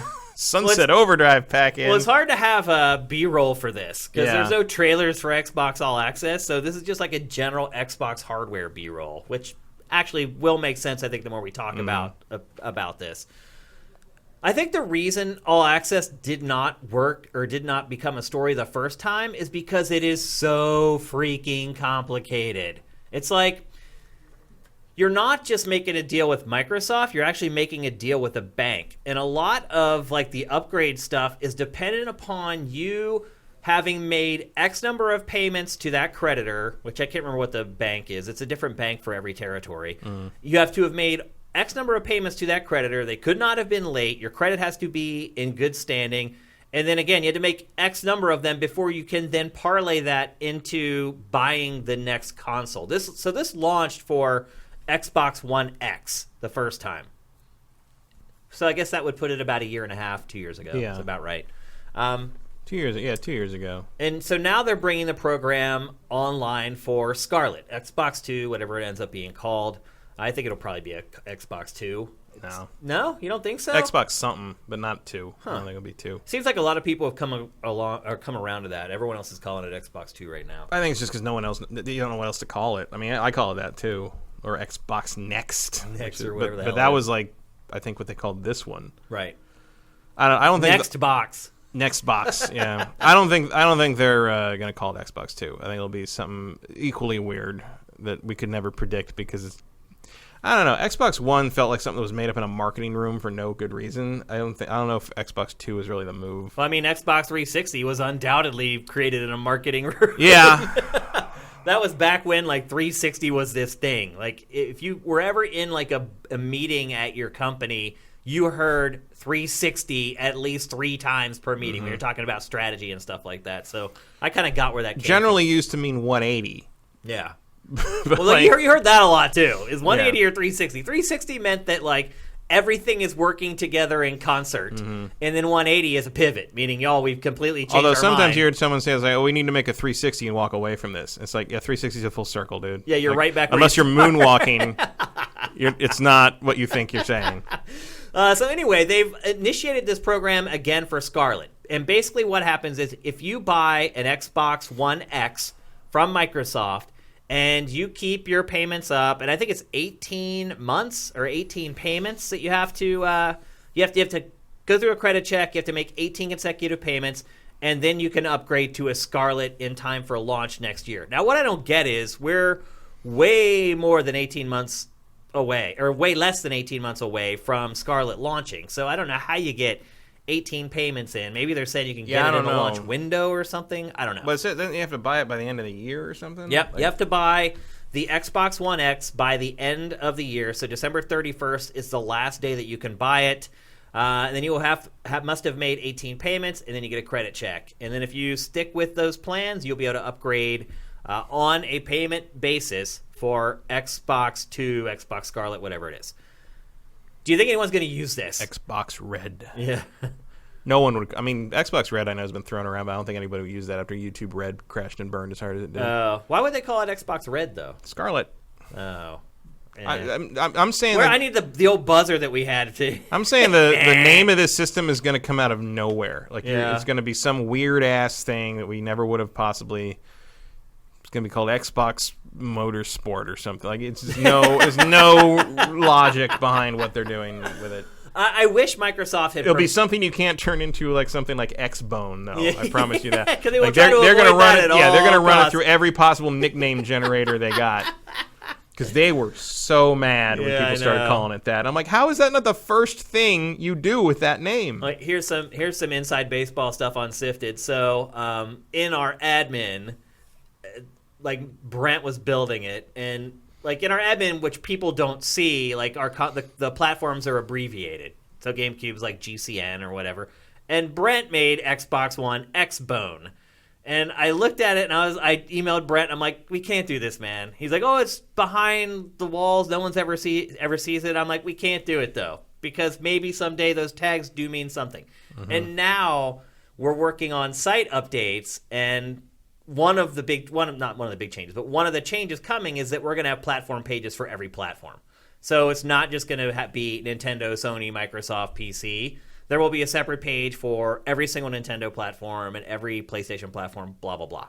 So now, because we're using that and we're just tying into our old database, like the pages that I'm looking at that are generated based upon those things that he created back when we were building Sifted. So right now, the Xbox One page absolutely says Xbone, really big on it on our development servers. So we're going to have to fix a lot of stuff like that for whenever we do the Sifted 2.0. But actually, here's my bet for the name of the system. They're just going to call it Xbox. You think? I mean, it makes sense because it's probably going to be the last one. I don't believe that. I don't think this is the last console generation by a long shot. But I do think Microsoft is going to go the opposite. I mean, I think there'll be a PS6 and a PS7 and all that. But I think Microsoft's going to go the other way. Start drawing less of a line between generations, and you will just buy a more powerful Xbox, and like an iPhone. Just keep calling it Xbox. Yeah, just call it Xbox. I mean, iPhones do have numbers. Maybe you put letters after them, like the Xbox One S or like Xbox One X, like like you get away with that. Hell, call it the Xbox A. You got 25 more upgrades to go. None of that crap matters. No. People get all bent out of shape about it. If you can name a console the Wii and have it become Dreamcast. A smash hit, yeah, it doesn't matter. The name makes no difference whatsoever. So, or Dreamcast. Yeah. I mean, Xbox was a dumb name too. When you it think is. about it. It still is dumb. It was literally just the DirectX development kit. That's it. Like that's they call it Xbox. They just never came up with enough. X-Play was a terrible name too. It was an abbreviation of extended play that we used to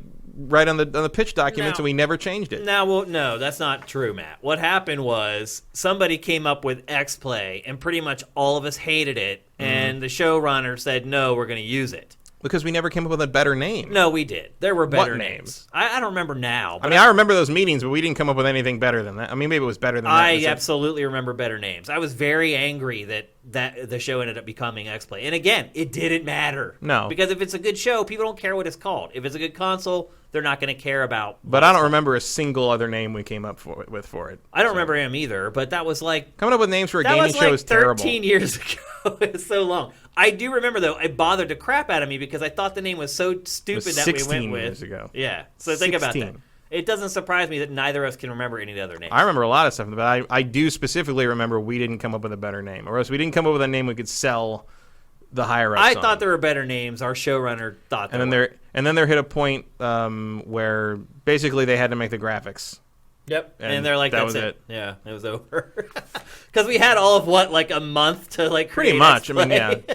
I mean, we didn't even want to do it at first, and they're just like, well, you can either do that or we're going to cancel you. We're like, all right, we'll do that. Okay, we'll do that. Yeah, that sounds like fun. Yeah, sounds fun. like a great idea. We spent 10 years trying to explain to people why we called it that. I do wish Microsoft had provided some data when it made this announcement, because it hasn't said how successful this program has been. But could you imagine very many people actually using this? Maybe. I mean, it seems convoluted to me, but if it's the only way you can afford it, sure. It doesn't seem, I mean, that part of the appeal of the layaway thing, or especially the way big box stores do that, is it's simple. Right. It makes here's how much you pay. Here's how much you pay. Chip away at it. Yeah, and then you're done. You don't have to pay X amount of money every month either. You can pay whatever you want every month on that. I think there's a minimum of $5 or whatever. Right. But it's a very simple payment plan thing. This seems very convoluted. You have to get a credit check. So let me ask you specific bank, that's the downside. Let me ask you this. How many people that have to buy a console on a payment plan are going to have credit good enough to get on the payment plan? I did think of that when you said the credit had to be at a certain level. It makes no sense. I don't know. It seems absurd to me. I like the concept of it. I like that Microsoft is trying to help people who maybe can't afford that big chunk of money right up front, because I have been one of those people many times in my life. But also in those times in my life, I don't think that being able to pluck down $20 a month and get a credit check were things that were going to work for me either. I was just broke. And it's when you're like, okay, it's $20 a month or whatever, but you're like, $20, that's a lot of ramen. Yeah.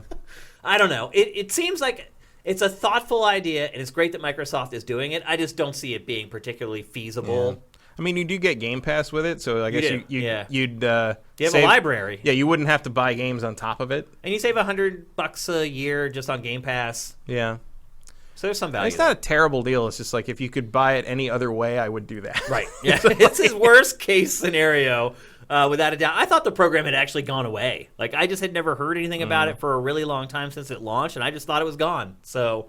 I guess it isn't gone, and Microsoft is buffing it up for Xbox Scarlet or whatever it ends up being called. Xbox Max. Yeah, but I would advise. Here's what I would say. I would just say, start saving that $10 or $20 a month now. Yeah, just start doing it now. Pick one or the other, and just assume you're going to spend $500. Put it someplace. You get your paycheck. Take $10 out. Put it in a piggy bank or someplace where you can keep it safe. And this time next year, if Xbox is what you want, you'll have enough to buy it, mostly, probably. Maybe you can get your boyfriend or girlfriend or your mom or something to chip in, whatever you got an left early over. Christmas. Right.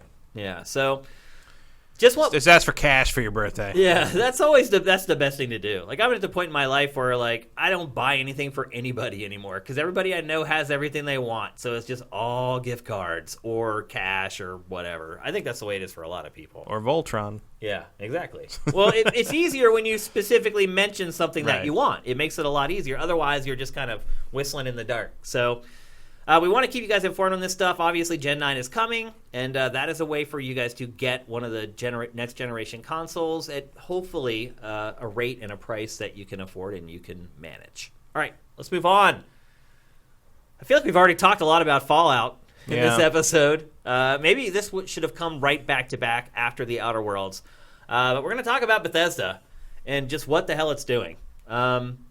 This week, it was announced that Bethesda is launching a subscription program for Fallout 76 called Fallout First. It is $13 a month USD in the United States. Or $100 a year. Or $100 a year. So you could save what? $30, I guess? Yeah. A little more by paying the whole chunk. What you get for your $13 a month is private servers, infinite storage, a big chunk of in-game currency every month. I did not do the math to figure out if you're getting your money's worth in in-game currency every month. I think it's like $1,600 something. I think that's like $20 worth of atoms. Oh, so you're getting actually more in-game currency than what you're paying. Maybe, yeah. Okay. Maybe it's more like 15. I don't know. Okay. You get. I've never played Fallout 76, so I don't actually know. Yeah, I jumped. You didn't get me. It got me, but they sent it to me, but I played it. I tried to play it. So you get in-game currency, you get mod support, and here's the craziest thing: you get the ability to play the game by yourself. The private server thing. Well, yeah, but you can play by yourself. Like, you can create Start a world your own server where it's just you and there's nobody else. In the other modes, you can't control it. But I would argue there are so few Fallout 76 players left that you're kind of playing by yourself already. Yeah, I wouldn't really worry about that too much. I mean, I think they pitch it as like you can play with just your friends or whatever. Right, because you can invite them to the server. But the server's not persistent, so as soon as the host leaves, everyone just gets kicked off. It's very weird. And like there's things like, infinite storage, that doesn't cost you anything to put in the game. Also, when they went live, a bunch of people's stuff got deleted. They lost their inventory. I mean, it's so bad. I assume they will like restore that, but like, what? It feels like they're just going ahead with their roadmap for this game and like ignoring everything that's actually happened in reality. See, I would completely disagree with that. I don't think they're going with their roadmap at all. I think this game is a complete and utter disaster, and Bethesda is trying to milk its whales for all it can. Maybe, but like, I feel it like knows I nobody knew it was coming to the game. I feel like the only reason for the timing of this is they're sticking to some like broke down old roadmap that shouldn't apply anymore, because otherwise you launch this when you do the big patch that adds NPCs and overhauls everything. Yeah, it got pushed back to next year. So they're like, the things that are actually going to make the game quote unquote good got pushed to next year.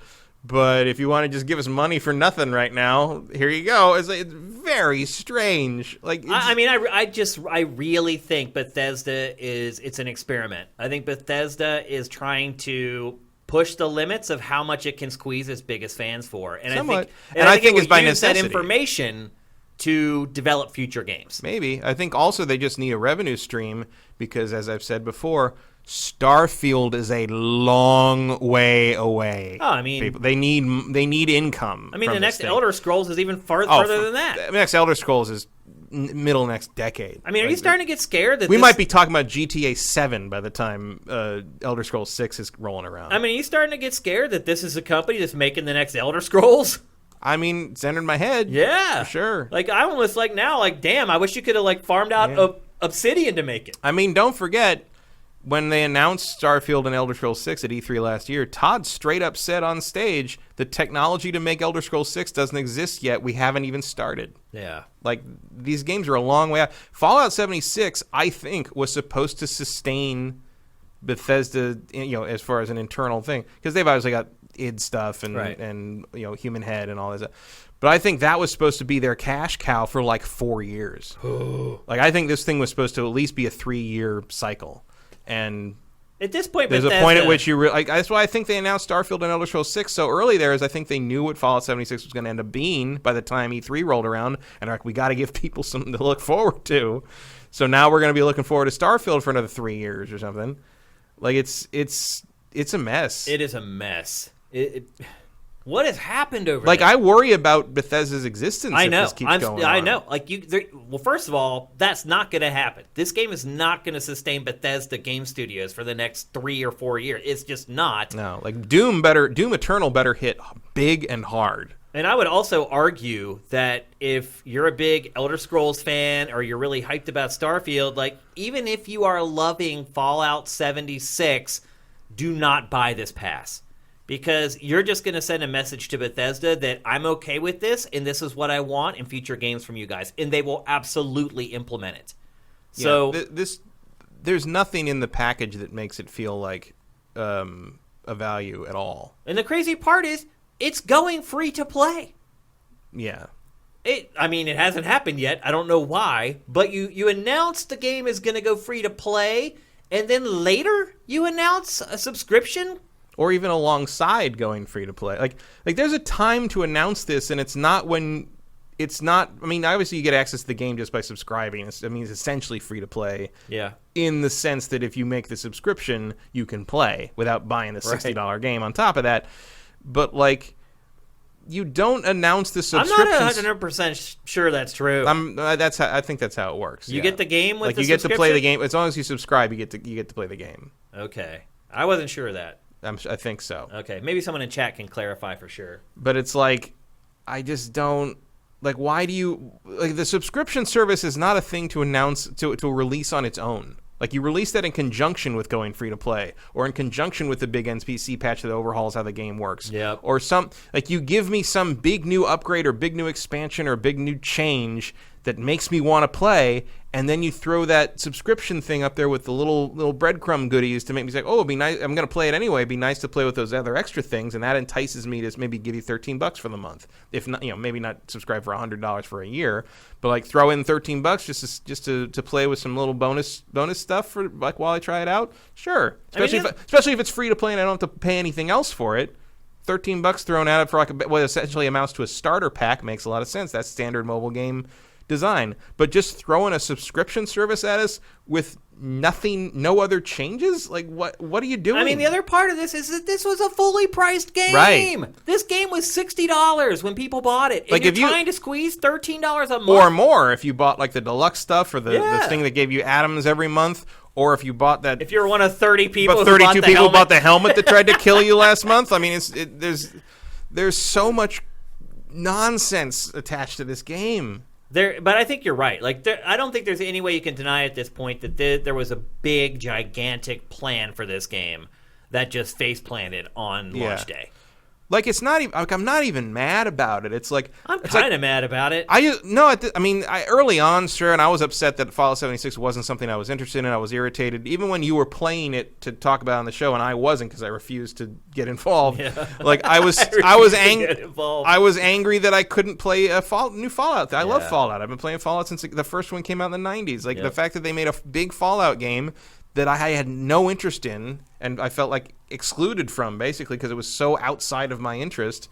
Like, I was upset. I was a little angry about that. But now, I just want to call Bethesda and be like, are you guys okay? Like, what's going on? It's weird, because of all the publishers, it's probably the one that I know the people who work there the best. Like, they're not just colleagues, like, they're friends. And it's just baffling to me because they know games very well. They know what's going to work and what's not going to work. I don't know where I really like some of my favorite games ever are made by them. Typically, they've made or published great by them. Like they generally make really good stuff, and I'm just like, and that's the same way I'm kind of constantly confused as to why they publish this really good third party or second party output, and no one frickin' buys it. Like, why haven't more people played Prey? I don't know. Prey's great.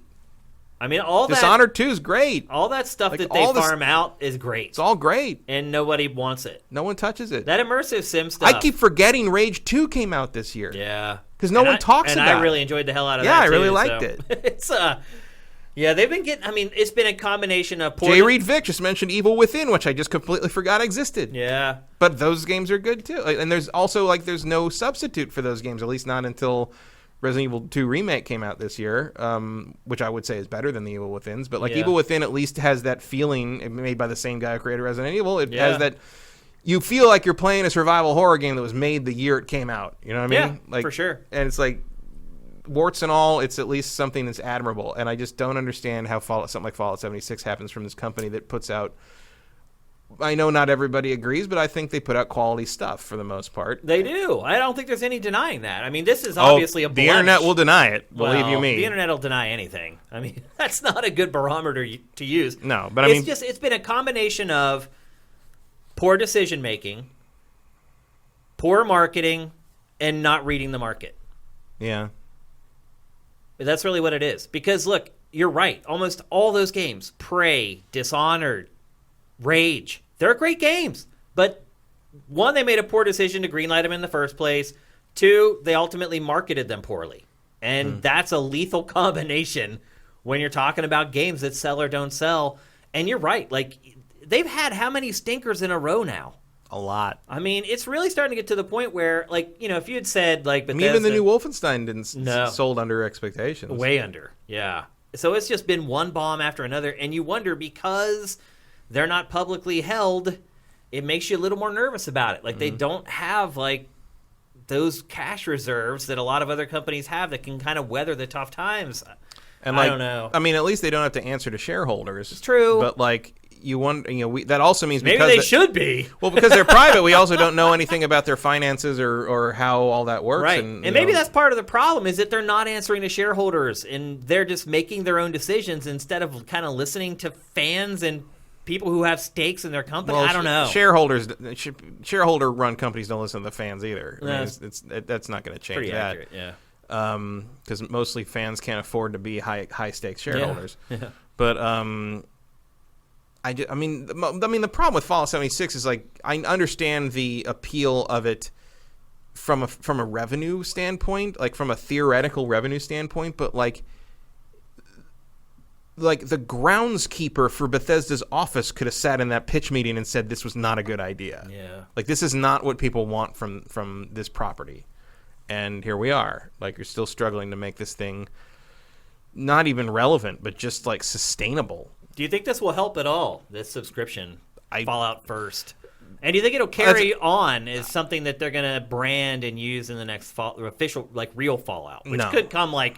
God, I mean, I'll probably be dead when the next Fallout comes next out. Fallout? Yeah. Like 2028? I mean, it might be. That'd be 10 years from now almost. Yeah.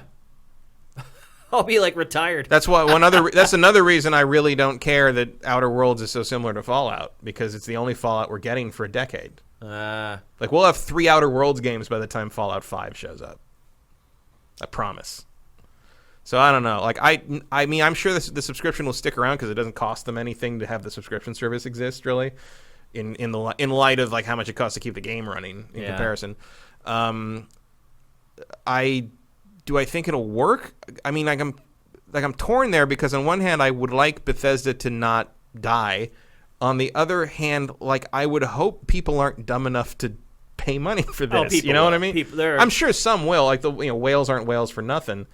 I mean, you got people that guy spent $150,000 on that Transformers mobile game. That Transformers mobile game is terrible. Yeah. Terrible. And I'm like, look, even, like, you have to admit, I mean, they just put out a new trailer for the new upgrade for that Transformers game where G.I. Joe's going to show up in it. I'm like, that's awesome. Great. I'm still not playing your shitty game. Yeah. Like, I'm like, but that's really cool. Good idea. Good idea. Well done. You almost got me, except I played it before and it sucks. Yeah. So it's like I don't know why that any of the stuff they're offering for the subscription would make this game any better to someone who's already played it. Like there's not I mean, I haven't played it, but certainly looking at what you get in that subscription thing doesn't make me think like, oh, that's what I was waiting for to jump in on this. Like, no, like I don't get it. What I'm working at in my mind is it a net positive, the money that they'll generate with that, because they will generate some. There will be some. And nobody's buying the game anymore. Let's just be honest. No one's going to pay $60 for this game now. So as far as people paying for the game is concerned, that's kind of off the table. Yeah, that window's pretty much closed. It's done. Yeah, it was a year ago. It's done. So this is a way to actually generate revenue off of that same code, but then you wonder the cachet that you're burning with fans just over enacting this, if it hurts you more in the long run. Like, I don't know what the answer to that is. I don't know. I mean, assuming like they're still going to continue to rely on the mainstream audience to make their games the hits they are, in the sense of like Starfield or Elder Scrolls,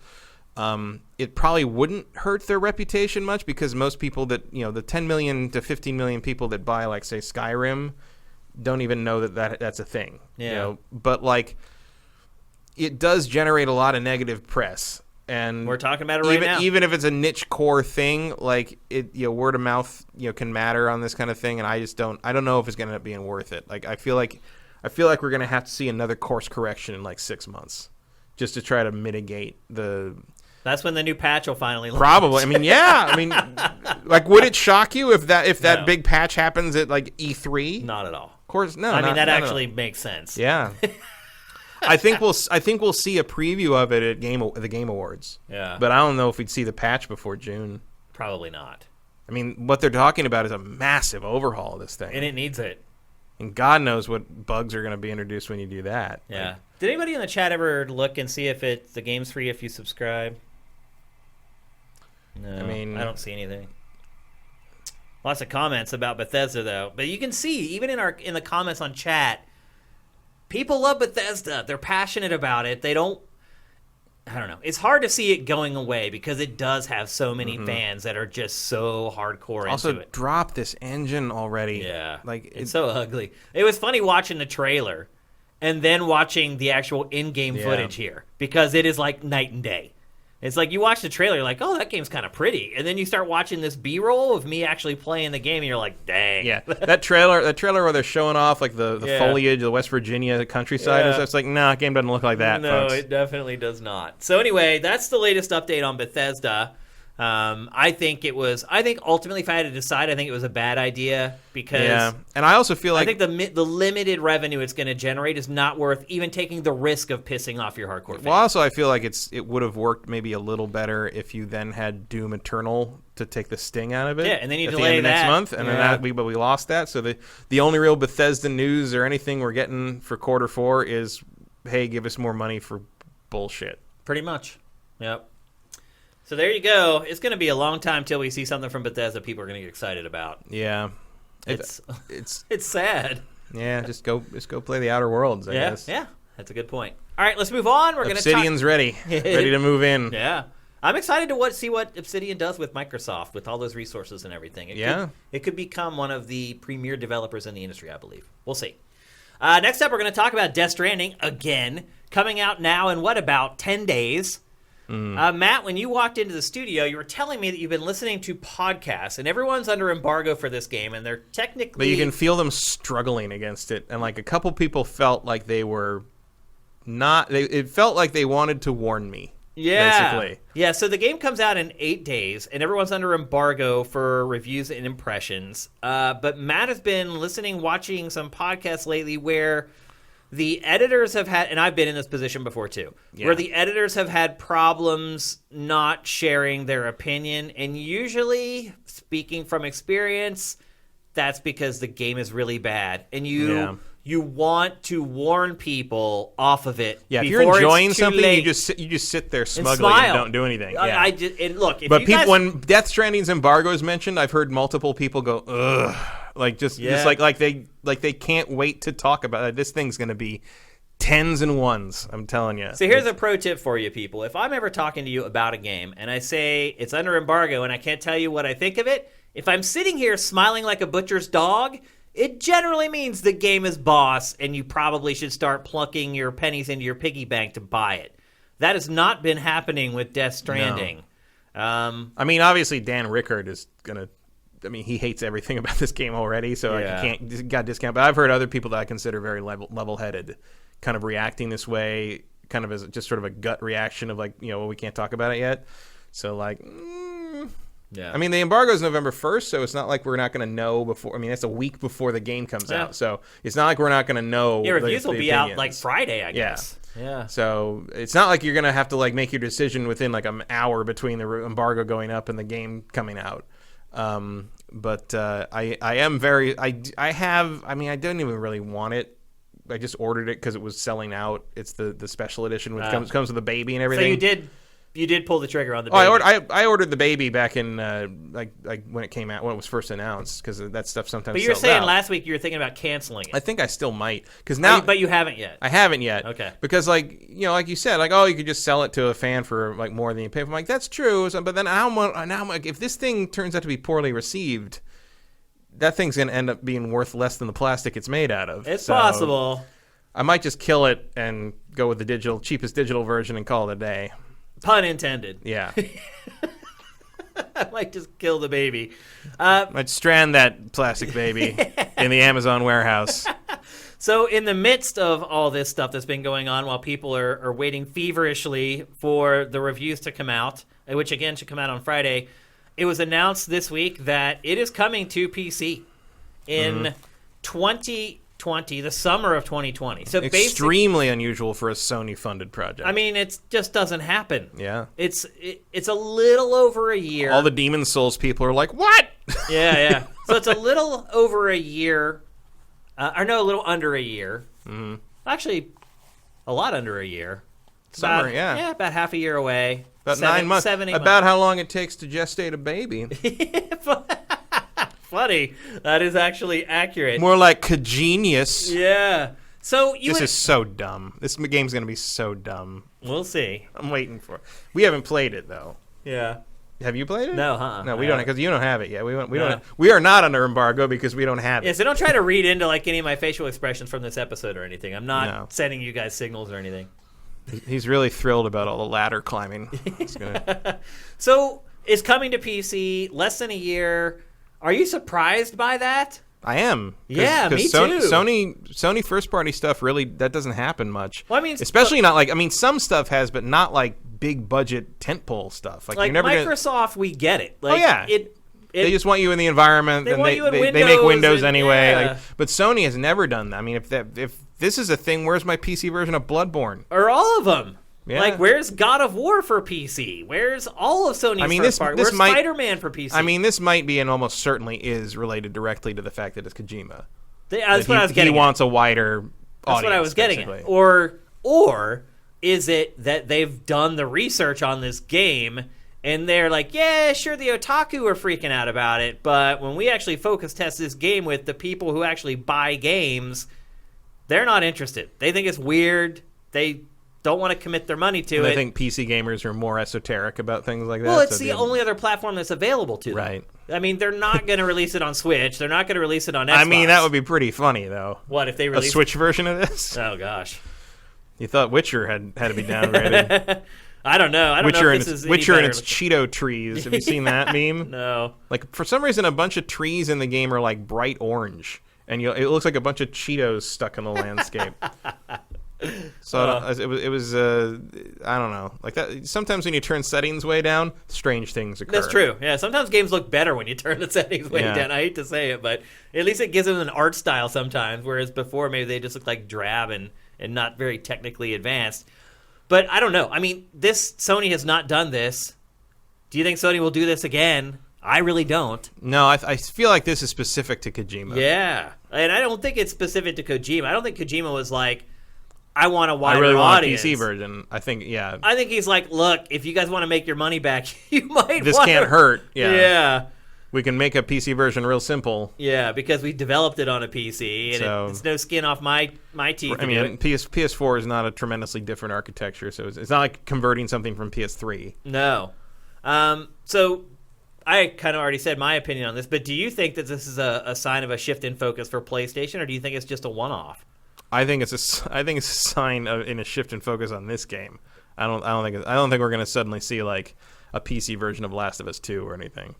I wonder also if Sony has been started to get some feedback from critics who have been playing the game, and that may have contributed as well to them being like, "Oh boy, we may need to get this out to some more people." Well, because the other thing is it's weird to me to announce this right before it comes out on PS4, because you're inevitably going to get some people that decide to wait. Well, yeah, because a lot of people have a PS4 and a PC. Yeah, and a PC that's more powerful than their PS4. Yeah, absolutely. And they're going to be like, wait a minute, I can wait 6 months and play this with, way better frame rates or whatever. You also kind of lose the angle of, hey, this is kind of a PlayStation 5 launch game, or at least a game that we can feature and focus on leading up to launch. Like, doesn't this announcement seem like exactly the kind of thing they'd give Keighley? Yeah. For the Game Awards. Some it's not a big thing. It doesn't require a new trailer really or anything, but it's just like a reveal. It's in a world premiere. But like exactly. They're saying Bearded Smurf says Sony is not publishing it on PC. 505 is publishing it, so they won't see any money from sales on PC. Interesting. That has to be related somehow to the deal Kojima made with Sony. It's also weird that 505 all of a sudden is like... 505's making moves. It's like, publishing big games now. Yeah, 505 is up and coming. It published Control. 505 reminds me, right now is reminding me of like when Ubisoft was just starting to kind of break out of that weird little PC, like... Yeah. Like back when it's like, what is Ubisoft? Ubisoft makes weird Tom Clancy games. Like in Rayman. That's all it was. That was it. Like the 505 reminds me of when Ubisoft started making like the big moves back like 15 years ago. Yeah, I mean it's slowly starting to change from an indie publisher to just a publisher. Yeah. Yeah, which is big. I mean 505's been around for a long time, but it hasn't made moves like this before. So I mean, I don't know if they're making the right moves because of Control is not tremendously selling well, but I like where they're going. I like where they're trying to go. Yeah, I mean they're publishing great games. Like I go back and every time a game comes out from a publisher, I send the publisher an email if they haven't reached out to us. I'm like, hey, we're looking for review code, blah, blah, blah. So a lot of times when a game comes out again from that publisher, I'll just pick it up with that same email thread where I was talking to the PR person. I'll be like, hey, now we need this. And when I was emailing for Control, I started looking at the thread from, honestly, all the times I had asked them for code since Sifted launched, and pretty much all the games were good. Like, even their indie stuff tends to be pretty good and kind of break boundaries. So it's definitely a publisher on the rise. I'm surprised that they got this, though. You got to figure there were a lot of suitors who would like to have published this. I mean, I don't know. Maybe Kojima really liked Abzu. It's possible. I don't know. Or maybe they just like the deal that 505 was willing to cut. Or maybe 505 was willing to publish something that's weird. Yeah, but make no mistake. Like, they're saying that, like, Sony will make the money off of this. Like, 505 will pay the money to Sony. Sony owns this property and owns this game. So even though Sony isn't publishing it itself, it will still make some money. There's a deal in there somewhere. Yeah, it will make money somehow off the PC version. Enough to offset this game if it bombs? No. 505 doesn't have that kind of money. It doesn't even have that kind of money. I mean, I still think this game's going to sell 4 to 6 million copies minimum. You think if the reviews come in and they're bad, it'll sell that much? Kojima's the cult of Kojima will come through. Is it big enough? It's big enough. It's pretty enough. No, I mean the cult of Kojima. Oh, not that big, but like I think. And I mean, if Days Gone can sell that much, like this can sell that much. Yeah, that's true. So I do expect this to be far more technically proficient than Days Gone was. Yeah, Kojima generally doesn't release. And like you're looking, games. I mean, you just got two major actors that everybody and their brother recognizes from like major hits, and like there's no real reason. I think the impulse buy could be strong with this one. Just make sure you put Norman Reedus on the box. He is on the box. Just on the back of seeing Norman Reedus' face on something. Yeah. Like that Walking Dead guy. Let's get I think this. some Walking Dead fans will probably buy it because there are psycho Walking Dead fans. And I don't know why. There's a lot of walking in it. So and maybe you're dead. Who knows? It's true. So do you think there's any way that this would be a detriment to Sony? Not an appreciable one, I wouldn't think. I mean, I would like it if Sony put more stuff on PC, frankly. Yeah, I would like it if Sony put all its stuff on PC. Like, I don't care about any of that crap. Like, I don't care about Nintendo games staying on Nintendo platform. I don't care. Like, I understand why they don't, but like, yeah, of course, from a business perspective. Even if they did it like later, I mean, I can see if it's like an IP that they own internally. If I can understand why if maybe you don't want a God of War PC, or if you don't want why not now though? I mean, but like now it's been out for a couple years. Well, because they want you to identify God of War with the PlayStation brand, but something like Bloodborne. That really isn't an iconic Sony franchise. I'll give it a couple years and then do a PC version through another publisher. There's no reason Bloodborne isn't on PC. Yeah, like that. No reason. That would make a lot of sense to me. It makes too much sense. Like, how many people are still buying Bloodborne on PS4? Probably That's not got to very be many. pretty much done, it's right? It's done, yeah. So put a PC version out. Yeah. Especially when that makes sense for that kind of prop. I mean, almost everyone who likes Dark Souls would buy a PC version of Bloodborne, even if they already own it on PS4. Oh yeah, absolutely. Like that crowd would totally you just dump revenue on you. And nobody knows what the lead character of Bloodborne looks like. We do, but the average Joe doesn't. You're not hurting your first party brands by putting that on PC. Right. Like, you're never going to, want to seriously associate Bloodborne as a PlayStation-only franchise moving forward with, future stuff, especially considering they didn't even want to fund a sequel. Right. So, so I understand, you don't want to do, a PC version of Uncharted or God of War or something like that. Those iconic games. But those, hell, a PC version of Days Gone wouldn't necessarily be a bad idea just to, get more people, more eyes on it. Yeah. No, that guy's never going to be a mascot for PlayStation. No, I don't. Probably not. So they if they make another PlayStation All Stars Smash Brothers thing, he will probably be in it. Well, because he has to be against his will. Yeah, because he has to fill out the roster beat with people something. to death with a freaking gas can. Because that's the only thing I remember about the game. With that awkward animation too. Make sure they get it frame for frame into the fighting game. And then he'll do that weird. Okay,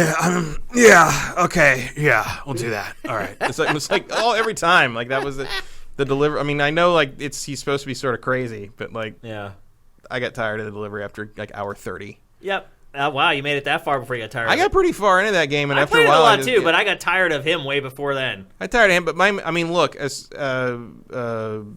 once Boozer was no longer a focal point, I was much happier. But they're just at a point where I would finish a mission and I get back and I turn in the mission and I go back and I get whatever the next thing I had to do was. But I just would look at the bike and I'm just I'm going to get on that. And I'm going to have to go on 1.5 kilometers. I'm going to have to stop at least once and refill the frickin' gas tank because everything gets 5 feet to the gallon here. Yeah.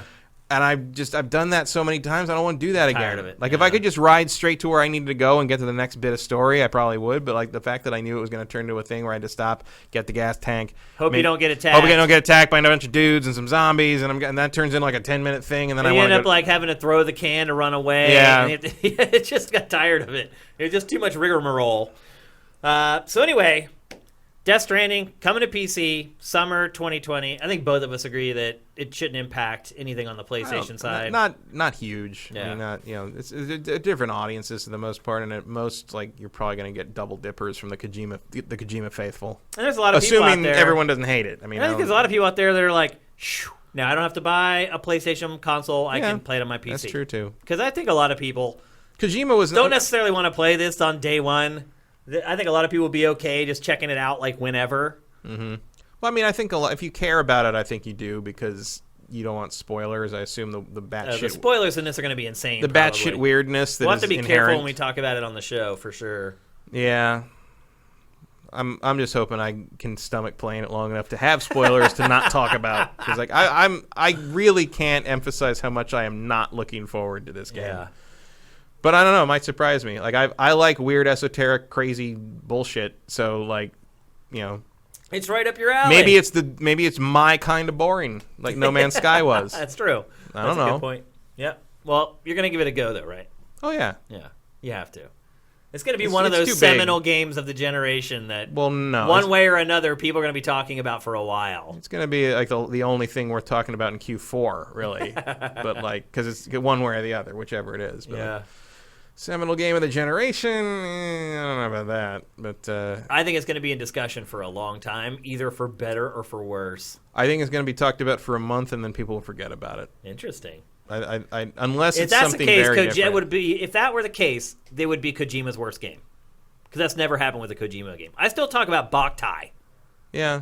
I mean, if you think about it, Boktai is just sort of a weird concept, right? though. But his games always have that stuff that makes you talk about them for a long time afterwards. Well, yeah, but the only thing we talk about is the fact that you could hold it into the sunlight, and the fact that you sat in that stupid press event where they did the whole Boktai thing. Tayo! Yeah, Tayo! Yeah, it's like, that was the whole thing. I mean, I remember that. I couldn't tell you a goddamn thing about the actual game. I don't remember the game at all.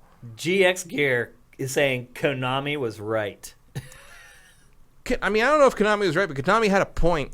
Yeah, it's making more money than it ever has. The man spent a lot of time and money on shit that did not sell well enough to justify that time and money. He also just recently did an interview where he looked back on his time at Konami and did not rail them. He was basically like, yeah, I get it. Without them. No, he said, like, without them, I wouldn't be where I am now. They employed me for 20 years, gave me a chance to make a crazy game, and, like, he was basically gushing. Maybe he's trying to go back. Maybe he doesn't like being on his own. I don't know. He had a blank check from Sony. That's hard to hate. Yeah, but like some people, it's really nice to have that infrastructure behind you and not have to worry about the business part of things. And we don't know what's going on behind the scenes either. I mean, Sony could have already been coming to him being like, "Bro, this project's flying off the rails. Like, it's not tracking well. Like, there are no pre-orders." I mean, I give Sony credit for.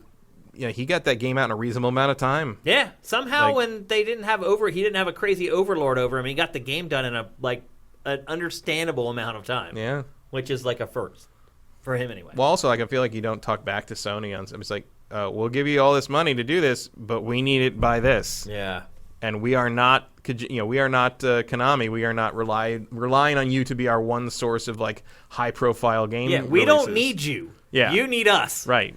That's really what it is. That's a big difference. I mean, I feel like when even Konami eventually came to the decision of, you know what, we don't need you anymore. I feel like when the deal was struck, Sony must have made it very clear who was in charge. Yeah, this isn't happening the same way it did over there. Like, yeah, we'll play this as a prestige product in like the marketing and the press, but like we need results. Yeah, Sony needs results. We'll see. It won't be long. Just a few days, you'll start seeing the first reviews trickling in. All right, let's move on. We're going to talk next about something we mentioned offhand last week when we were just talking about Blizzard and BlizzCon coming up.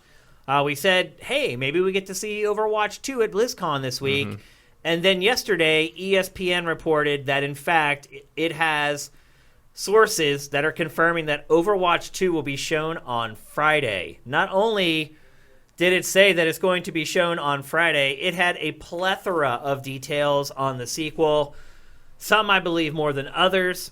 Here's the Crib Notes version. New logo, duh. New game modes, new maps, new heroes, and PvE features.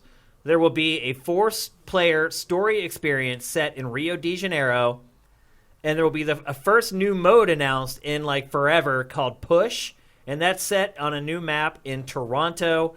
And there will be one brand new hero unveiled, and that to me was the red flag. How do you announce a sequel to Overwatch and only have one new character to show?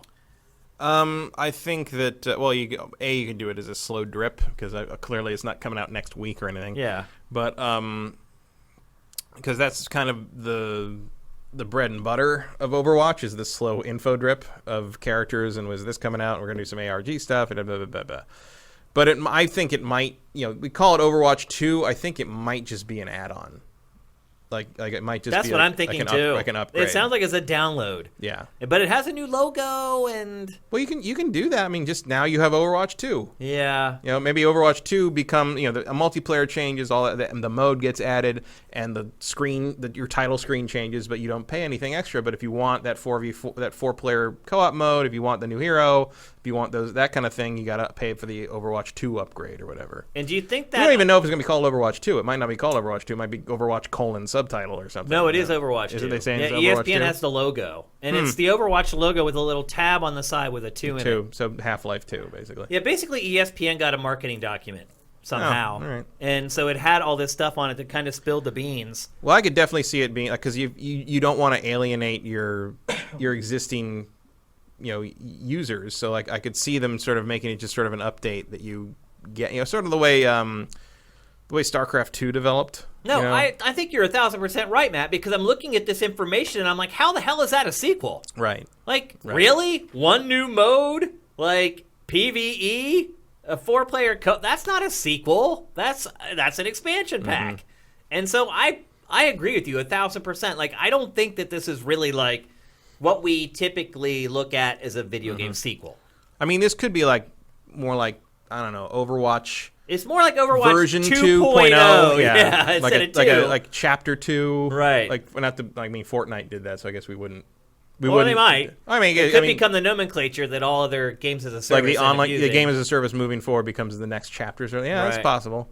But I think that's what we're looking at here. Yeah, more me than too, man. A standalone product. Yeah, I think it's going to be filled with all the same characters that we're used to playing as. You have all these people that already play Overwatch and are already plugged into Overwatch League and all that. Like, you don't want to have to sell them a whole new game all over again with a new install and a new everything. Just send it through the client. Send it through. Now you're in this environment. Hey, give us money. Yeah. Like, it's been working for 3 years. Why not work? Yeah, I mean, it also makes just the amount of time that it's been since it launched, like you said, just a couple years, and all the continual updates that Blizzard has been doing to the. Where does it have time to develop a full sequel? Yeah, I mean, we're coming up on 4 years? Has it been? I thought it was like April 2016. Yeah, that's right. Yeah. Yeah, I guess we're about to hit our 4-year anniversary for it. Yeah. So it'll graduate from high school and become Overwatch the college years.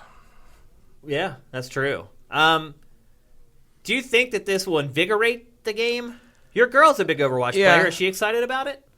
Sort of. Like, she's like kind of, we'll see about it. I think she's cooling off on the Overwatch League stuff a little bit. She is.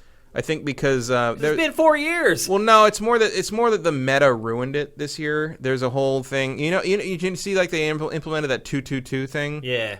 So the reason that came about was because there was I can't remember what the name of the strategy was, but it was basically you had 3 tanks and 3 supports, and basically the way that worked out was it was an unbeatable team. Oh. And every team used it, and it was same comp. It was functional, but it was GOATs. That's what. Thank you, GX Gear. It's called GOATs, and she just explained this to me like the other day, and basically it's effective and it's very intricate how it works, but it's boring to watch. It's like watching really technical, fighting for every yard football kind of thing. Or like, I don't know, it's a good sports metaphor for it, but I mean that sounds like a pretty good one. It's just like you can like it's like how they say like the Super Bowl was boring because it was all defense. Right. It was all good defense. Yeah.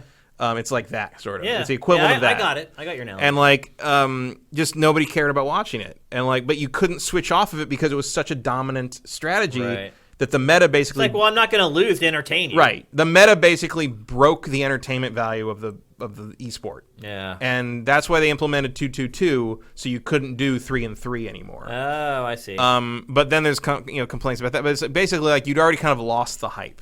And so the season sort of... I mean, the Overwatch finals are this week, or next week. This weekend. Has you heard about that? I was aware of it, but... Well, aware of it, but it's like there's no hype right now. No.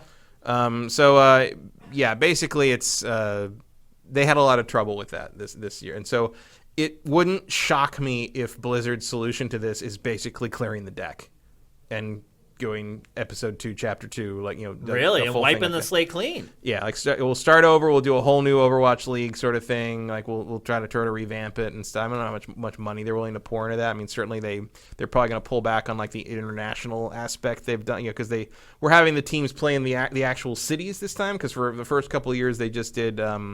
They were all based in Burbank. But they were all from different places. They just went to Blizzard Studio. But then they changed it so like you're actually playing in each city, but that's a more expensive proposition, so I wouldn't surprise me to see them scale that back. Yeah. But I do think it's wise to try to keep people in the environment rather than trying to get them to buy another $50, $60 game. I mean... That's basically the same thing. I mean, this does look like it's going to have more...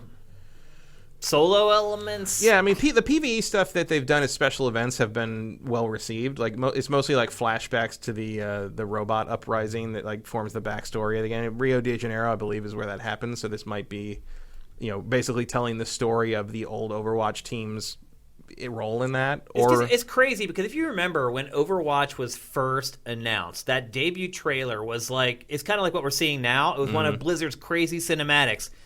And you could see it had so much lore behind it and so much canon, But the game itself, like, never really addressed any of that. Mostly it was just from trailers that it released, not in-game. Like, I mean, some of the PvE events and some of the characters' lines that they say, like, give little tidbits of that. But it's I mean, it was basically a giant scavenger hunt. Yeah. But I mean, the fan base loved it. Like, it wasn't. That's not an interesting way to do it to me. Like, I'd rather play a campaign or a story-driven thing that something tells a little me a more story. overt. Yeah. But like overt watch. That's what we're after. But I mean, that was the thing that just kept the community going and guessing and researching and paying close attention. And it was really effective for a while. And now, I guess they're finally deciding to give them what they want in a bigger chunk.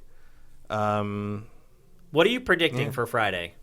I think we'll see this, and I think you think full price sequel in no, retail? I think it'll be like a $30-$40 upgrade overhaul thing. We'll see that. I think we'll see Diablo 4. I think we'll see that Diablo 2 remaster. I hope we do, because that's the only thing that I care about at this point, because I like Diablo 2 more than those other two games. And maybe we'll see that stupid Diablo mobile game again. Diablo Immortal.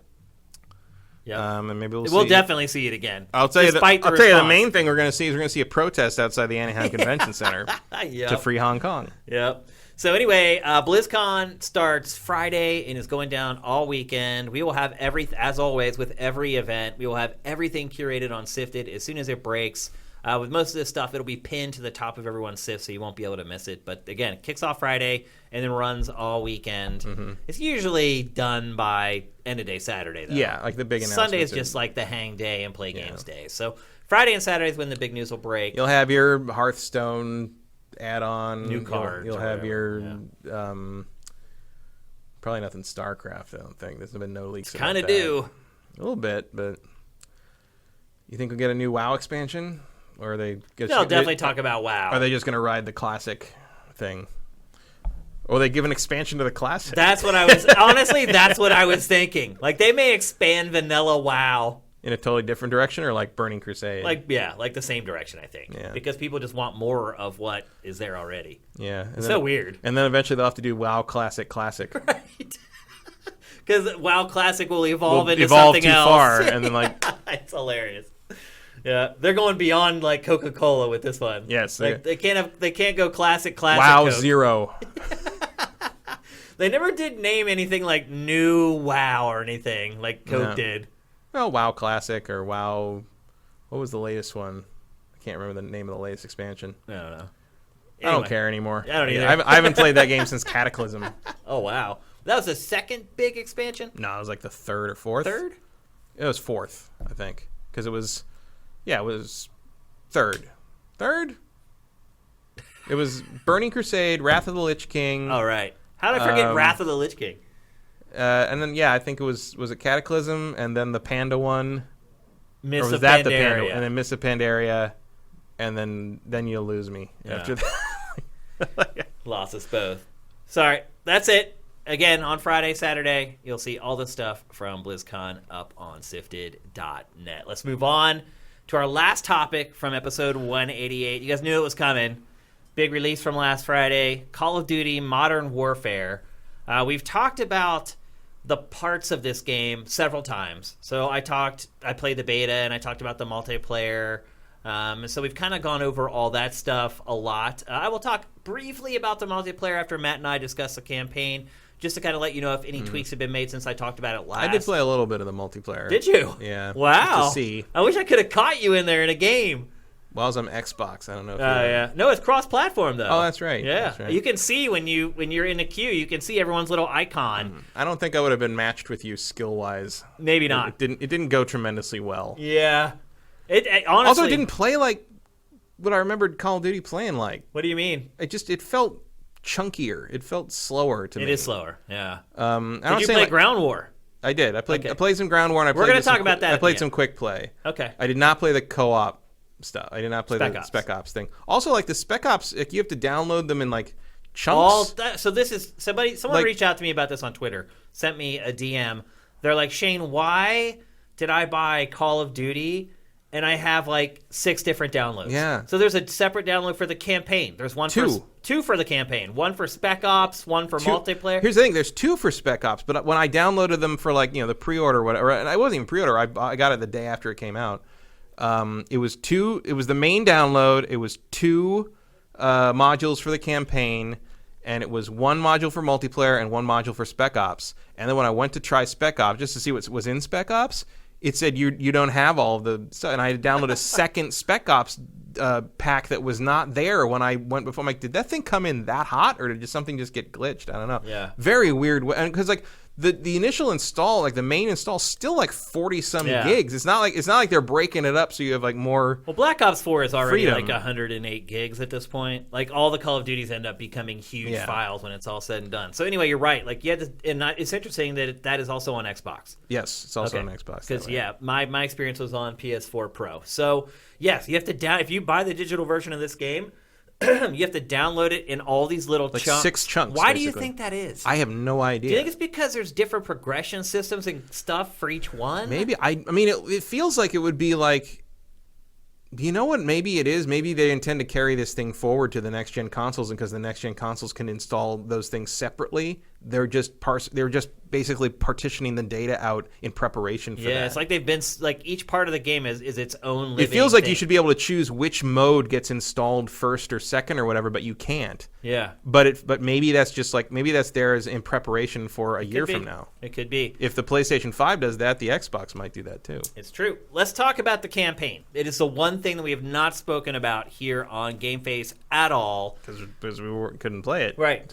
So coming into the game being released, there had been some press previews of the campaign, and some writers in the industry had expressed outrage and dismay at some of the content in the campaign. Matt, you are pretty close to the end of the campaign. Yeah. I have like 3 missions left. Okay, I've finished it. I've played it to the end. Now that you've played the game, how do you feel about some of those reports that were coming out? I don't really know what they're talking about. I don't It either. didn't feel any more violent or terrible than anything else I've seen in Call of Duty campaigns. I'll say this right out of the gate. To me, No Russian was way worse than anything in this game. Well, and I know you said it didn't bother you. No Russian did bother me, and there was nothing in this game that bothered me like No Russian. No, nothing in this game. I mean, the only thing that maybe like made me go, oh, was like there's a gas attack at one point, and you see some dogs like basically dying on the ground from the gas, and like that's sad. But like that's just because I like animals better than people. I don't think you're alone on that but one, like, buddy. I was more sad that the dogs and the chickens were dying from the gas. Well, attack. there's also a shot that you haven't. Because they didn't do yet. anything. I think you're right. I think ultimately the outrage over this isn't going to be about the stuff that some of those writers were complaining about. It's the dogs. So there's another scene a little bit after where you are right now where I do think that people are going to freak out about it, and it's related to a dog and not a human being. The thing that the real thing, and they didn't get it. I don't think this is what the complaints or the comments were about with the press earlier. A lot of what happens in this game is real, based on real events. They just took stuff that happened in the headlines. But like that's the thing that I think is weird is like so much of this stuff is like based on real things that mostly happen in Iraq, but a lot of it or Pakistan, somewhat, but most of it's Iraq, and like it's actually tied in with our allyship with the Kurds to some degree from back then. The thing is that there's a bunch of stuff, including like the Highway of Death backstory they talk about, which is actual war crimes perpetrated by the U.S. military that are in this game said to have been done by the Russians. Yeah, the Russia looks really bad in this game. I mean, I don't care about making Russia look bad. I don't either. But the idea that you take these real life things that we've done and then make them one of the bases for why we don't like the Russians in this game is a little weird. Especially because like and I recognize a lot of it as like kind of disguised under fiction. The Highway of Death is actually the name of that place in Iraq, and just using that without changing the name is weird to me. I mean, it isn't a fictional country. Like Uzbekistan is not a real place, but it's a pretty thin disguise. Yeah. And so that would be the thing that made me go like, "Oh, that's weird that you used a real life." It's not just that. It's a real life, like, even if you don't consider it a war crime, it's a very bad thing that was done there, and like I don't know, if that's supposed to be commentary or if it's some kind of like meta thing, but the weirdness of taking a real life event and blaming it on a different country that's a real country instead of the country that did it, even if it takes place in a fictional location, is a strange choice narratively. But this game is almost like if you're gonna go fictional, just go fictional. Yeah. This game is based almost entirely on real world events. Yeah, it's very, very much so. And right down, like I guess one of the things they were talking about was like one of the edgy things was the child soldier part. Yeah, like where you have to play it's a flashback where you play as that girl as a young girl, and so Farah is the leader of the Middle Eastern girl there. Resistance. Great character, by the way. Very good. Like the characters in this are much better drawn than any previous Call of Duty. I actually cared about the people in this game. I mean, I cared about the people in Infinite Warfare. Like Infinity Ward seems a little better at that than Treyarch. No, I'd agree with that. But like, I didn't find that level. I mean, that is the level with the gas attack, but I didn't find it horrific in the sense that like, oh my god, how dare you put this in a game, because it's a thing that actually happens. It's not just it's not done as like, oh, isn't this bad? That's one of the things I don't get about the criticisms of Call of Duty, and I'm speaking to someone who's not even much of a Call of Duty fan. I don't get the thing where people say they're like jingoistic military recruitment tools, because every Call of Duty campaign I've ever played makes combat seem like the most horrific thing you could ever be. I mean, I don't. It's an accurate depiction. Yeah, I don't. I've never. It's awful. I've never felt like Call of Duty is glorifying war, outside of the fact that like, okay, you're playing a shooting game and that's supposed to be fun. In fact, that's part of my issue with this game's campaign is like, I don't think playing this stuff is fun, really. Like they are going so much for verisimilitude that I feel like you lose sort of the scope and shooting gallery fun elements that the older games had. Well, this campaign in particular, there isn't that much shooting in it. No, it is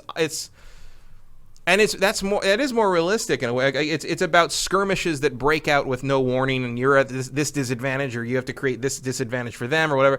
And like there's moments. I mean, I will say this: it's gorgeous. Oh my god! Like visually and audio and sound wise, it's the best the series has ever been. It's the best looking console shooter I've ever played. It's astoundingly good looking. It's unreal. Like there were times where I literally had to blink my eyes to be like, that looks like FMV. Yeah, and sometimes like when you put the night vision goggles on, like it could be a photo. Oh, absolutely. Like it's crazy, especially because one of the things that really sells it now is that characters' clothing blows and moves independent of their body, which is such a good visual sell.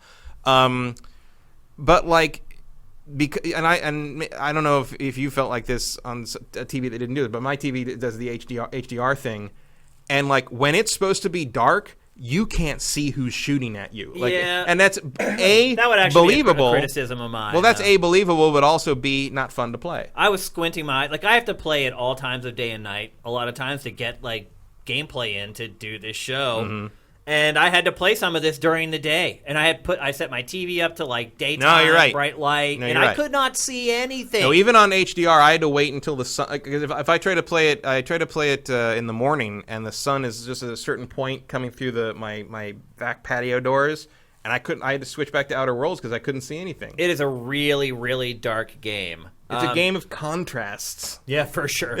And Matt was talking earlier but there's like a section where like you know these guys are coming at you, and this where you are, and you have to set off flares to see them in the field. Yeah, the sniping level. Yeah, like there's some really cool stuff they do with it, but like, is it fun? So let's go back to some of the cultural stuff first. So, because this was a big story. Like, there were people who wrote diatribes about how this should be an AO game, and how can you show... Yeah, I don't understand. That was all a bunch of phooey. Unless they drastically toned it down between then and now. I don't think so. I don't see... The violence in this doesn't seem any more graphic than any other Call of Duty to me. It's reality. So there's one level, it's Benghazi. It's an embassy that gets overrun by militants, and they're after an ambassador. The ambassador dies.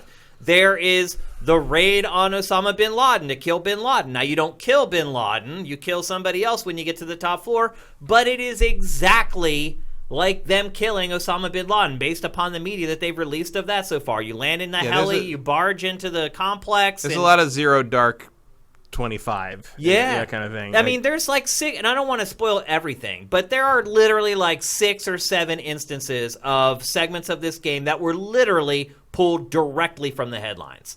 And to me, it's like, I don't know, I felt like after I read some of those articles, I kept waiting for the shoe to drop. I'm like, okay, that scene wasn't it. Like, where is the moment that's so appalling and offensive and irresponsible on the part of Activision? I mean, I guess like because the game starts with a mass shooting in Piccadilly Square in London. Well, it's a suicide bombing, but then like a bunch of guys come out and just start mowing down civilians. And, like, I mean, you are shooting at these guys. You can shoot the civilians by accident if you're not careful. I mean, fail, though. Yeah, you do fail. And then, like, so that can happen, I guess. Look at this destruction. Yeah, the destruction's great. Look at this. I shot a hole through the door so I could kill somebody. Yep. And then that's freaking cool, and they can do it to you, too. Yeah. And then there's, like, early on, there's where you go through the building, and, like, you're shooting people that are terrorists, but they're dressed like normal people, so it kind of feels like you're shooting civilians. Yeah. But if you don't shoot, they grab a machine gun and try to kill you, so it's not like... Yeah. Honestly, I don't even know if you've probably got there already, but I think the part that offended me or that bothered me the most was the parts where you're basically walking among ISIS. Yeah.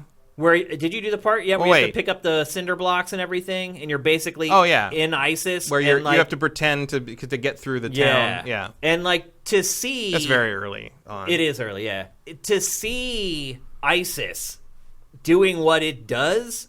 Like in real time like that was disturbing because like around every corner there was somebody being executed or a mom being torn from her kids or people being strung up and hung from like a forklift. Like you could it's seeing like modern technology that ISIS has access to with prehistoric. There it is. Wow, you pulled it right up, Jared. Great job. It's seeing modern technology juxtaposed with these cavemen-like activities that was the most upsetting to me and what affected me the most. Like the other stuff that was based on things that have really happened in the real world, it's like I've been desensitized to them because they happen.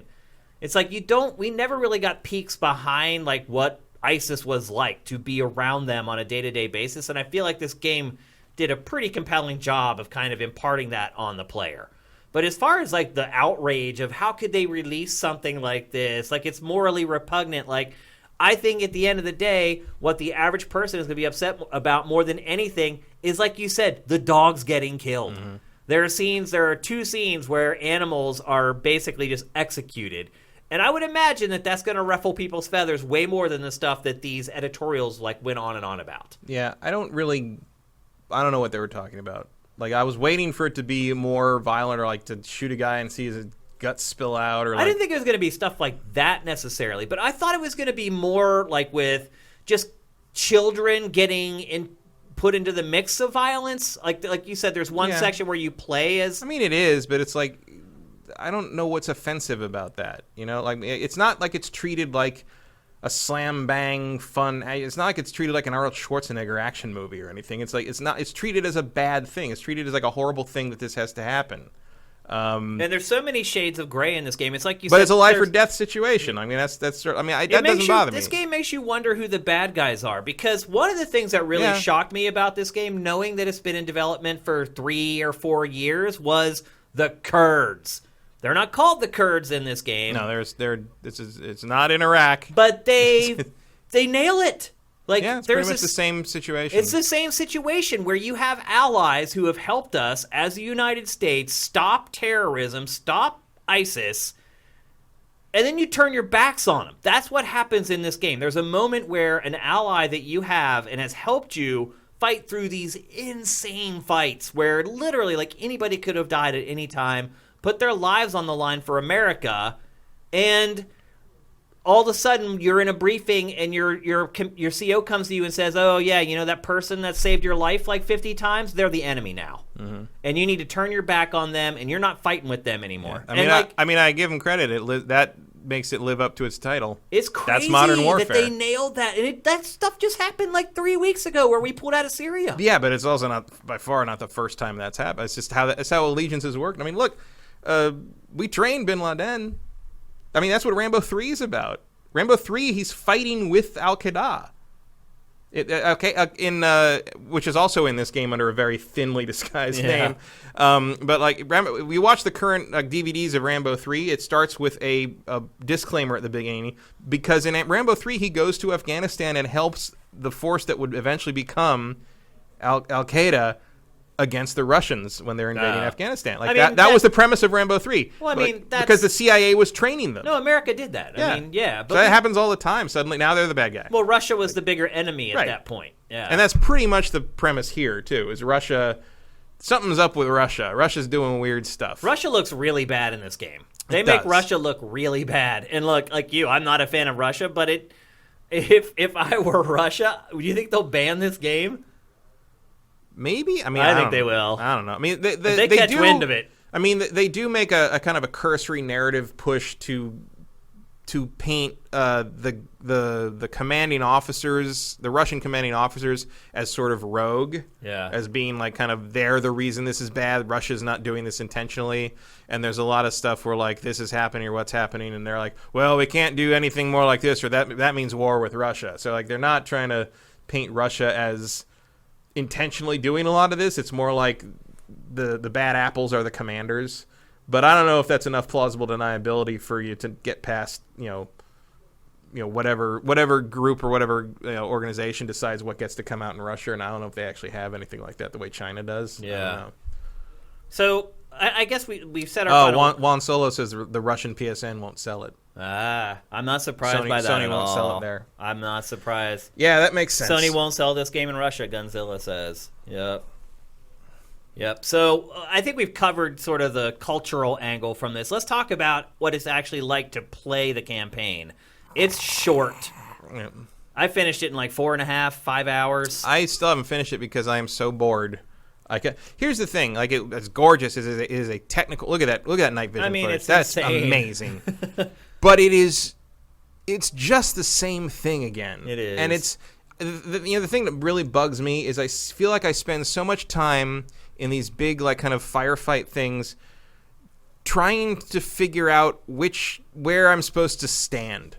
You know what I mean? Like if you stand in the wrong place, you're just going to get randomly shot to death by like guys you can't even see or shoot. And I'm just like, where do you want me to go? Just tell me where you want me to go. Like, it feels like playing an adventure game sometimes where I'm like, where's the safe location for me to be? And sometimes they do shit where like, it's a scripted thing where the guys are attacking or whatever, and suddenly your allies will pull back, and then you won't hear them say to pull back, and you'll just be left alone. And like, it took me like 3 tries one time, and I finally realized that Captain Price, like at a certain point, runs the other way, and I'm like, oh, I guess I'm just supposed to follow him. I have said this about Call of Duty for 10 years, that it is the king of it wants you to go a very specific way through the ride.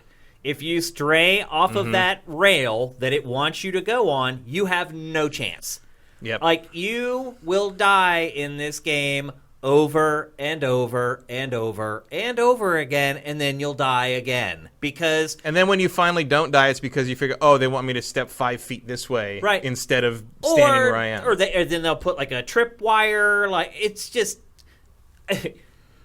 I mean, I got further than I did in Call of Duty World War II.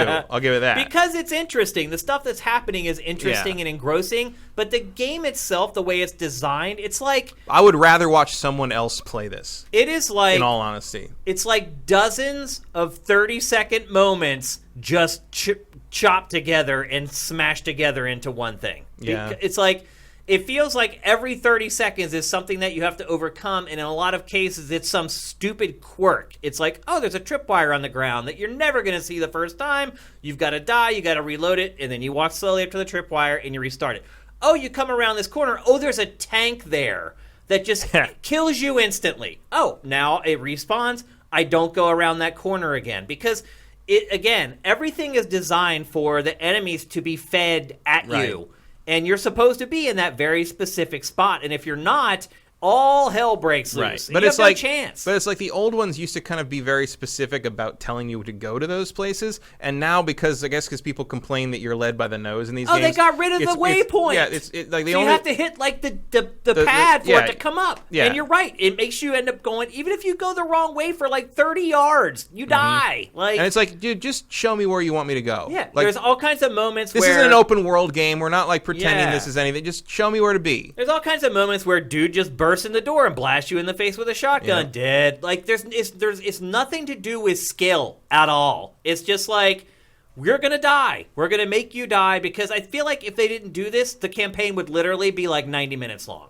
Like, if I were just able to play through this without all that other garbage, it's not hard. Like, it's, I can't understand. The people have been heaping praise on this. I don't get it. I mean, it's visually and presentationally, it's astounding. But it doesn't feel any different. I mean, it does kind of feel different, actually, in the sense that like it doesn't feel as snappy as it used to. Like I don't like the multiplayer as much as like Black Ops, and so that's the other selling point. And I'd rather play Black Ops 4 than I played the Modern Warfare 1 and 2. I probably played those games 5 or 6 times each. Yeah. And I don't see myself ever going through this again. Because it's so disjointed. I mean, look, it has a congruent story and it plays throughout, but it's like the gameplay, you move really slow. Like I am constantly clicking run because I don't think I'm running. I don't think I'm running. I'm like, I'm not running. Click, click, click. Oh no, that's the run speed. Like, I don't know, man. I played Call of Duty religiously for a really long time. I feel like I have a pretty good handle on all the dips and valleys that this franchise has gone through.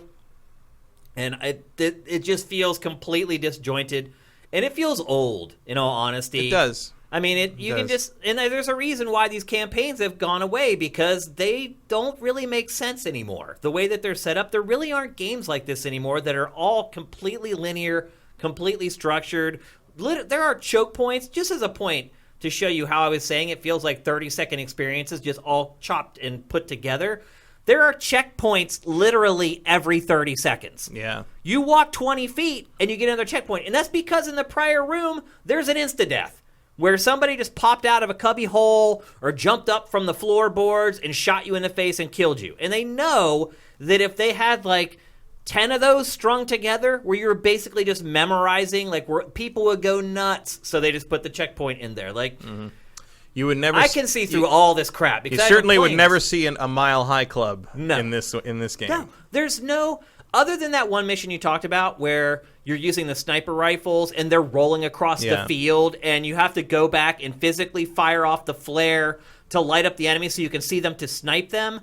There's no part of this game where you settle in. Yeah. There's no big battles. Like, there's no scene where you just see, like, 100 people rushing across the field. You're like, oh, this is on. This is going to take, like, 20 or 30 minutes to get. And that never happens. Everything, either you fail it or you finish it in, like, 90 seconds. Yeah, and there's no moments. You know, like, the old ones had, like, variety. Like, you had the AC 130 level, or you had all gillied up, or you had. It has that stuff, but they last like 30 seconds. They're not like they don't let you sit in it. They don't design anything around it. It happens very quickly. That sniping level is a decent length. The only time it felt like an old Call of Duty like ship, but like there's a couple points where you take control of like other vehicles and stuff, but it's like that. It's over in a heartbeat. It's not like that AC 130 level where you really got to feel on and you got to get good at it. And this is like, I get my reticle somewhere close and just unload. Yeah, it's like.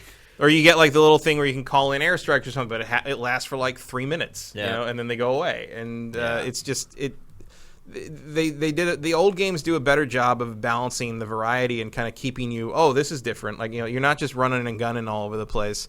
And like this game seems to think that giving you night vision goggles every couple levels is changing it up enough, and I just don't think it is. And it hit a point where I probably could have finished it yesterday, but after I came back from dinner, I sat down. I'm like, no, I'm just going to play the Outer Worlds. I didn't want to play this anymore. What we're getting at is if you would only consider buying Call of Duty for the single player, do not do it. No. It is not worth it. Go and watch a collection of cutscenes on YouTube and be done with it.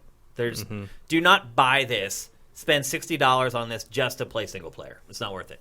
Like I said, we've talked about multiplayer a lot on the show. I guess one thing I would say is nothing's really changed. All the criticisms I had of multiplayer are the same. And some of the maps, when I talked earlier about a lot of the maps having choke points, some of the maps that were in the final game are even worse. Like there is literally one map where it's just a city block, but in a diamond shape. And you have 3 ways to go. You can go center, you can go right, and you can go left. And if you're on a bad team, you literally just spawn and die because they'll just set up snipers and they'll just sit there and just camp the spawn points and just shoot you. And there's nowhere to go.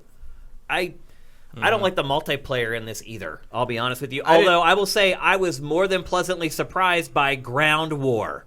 Holy crap, how did they build a multiplayer mode as good as Battlefield in one generation? How'd they do that? I don't know. It has everything. It has choppers. It has tanks. It has APCs. It has ATVs.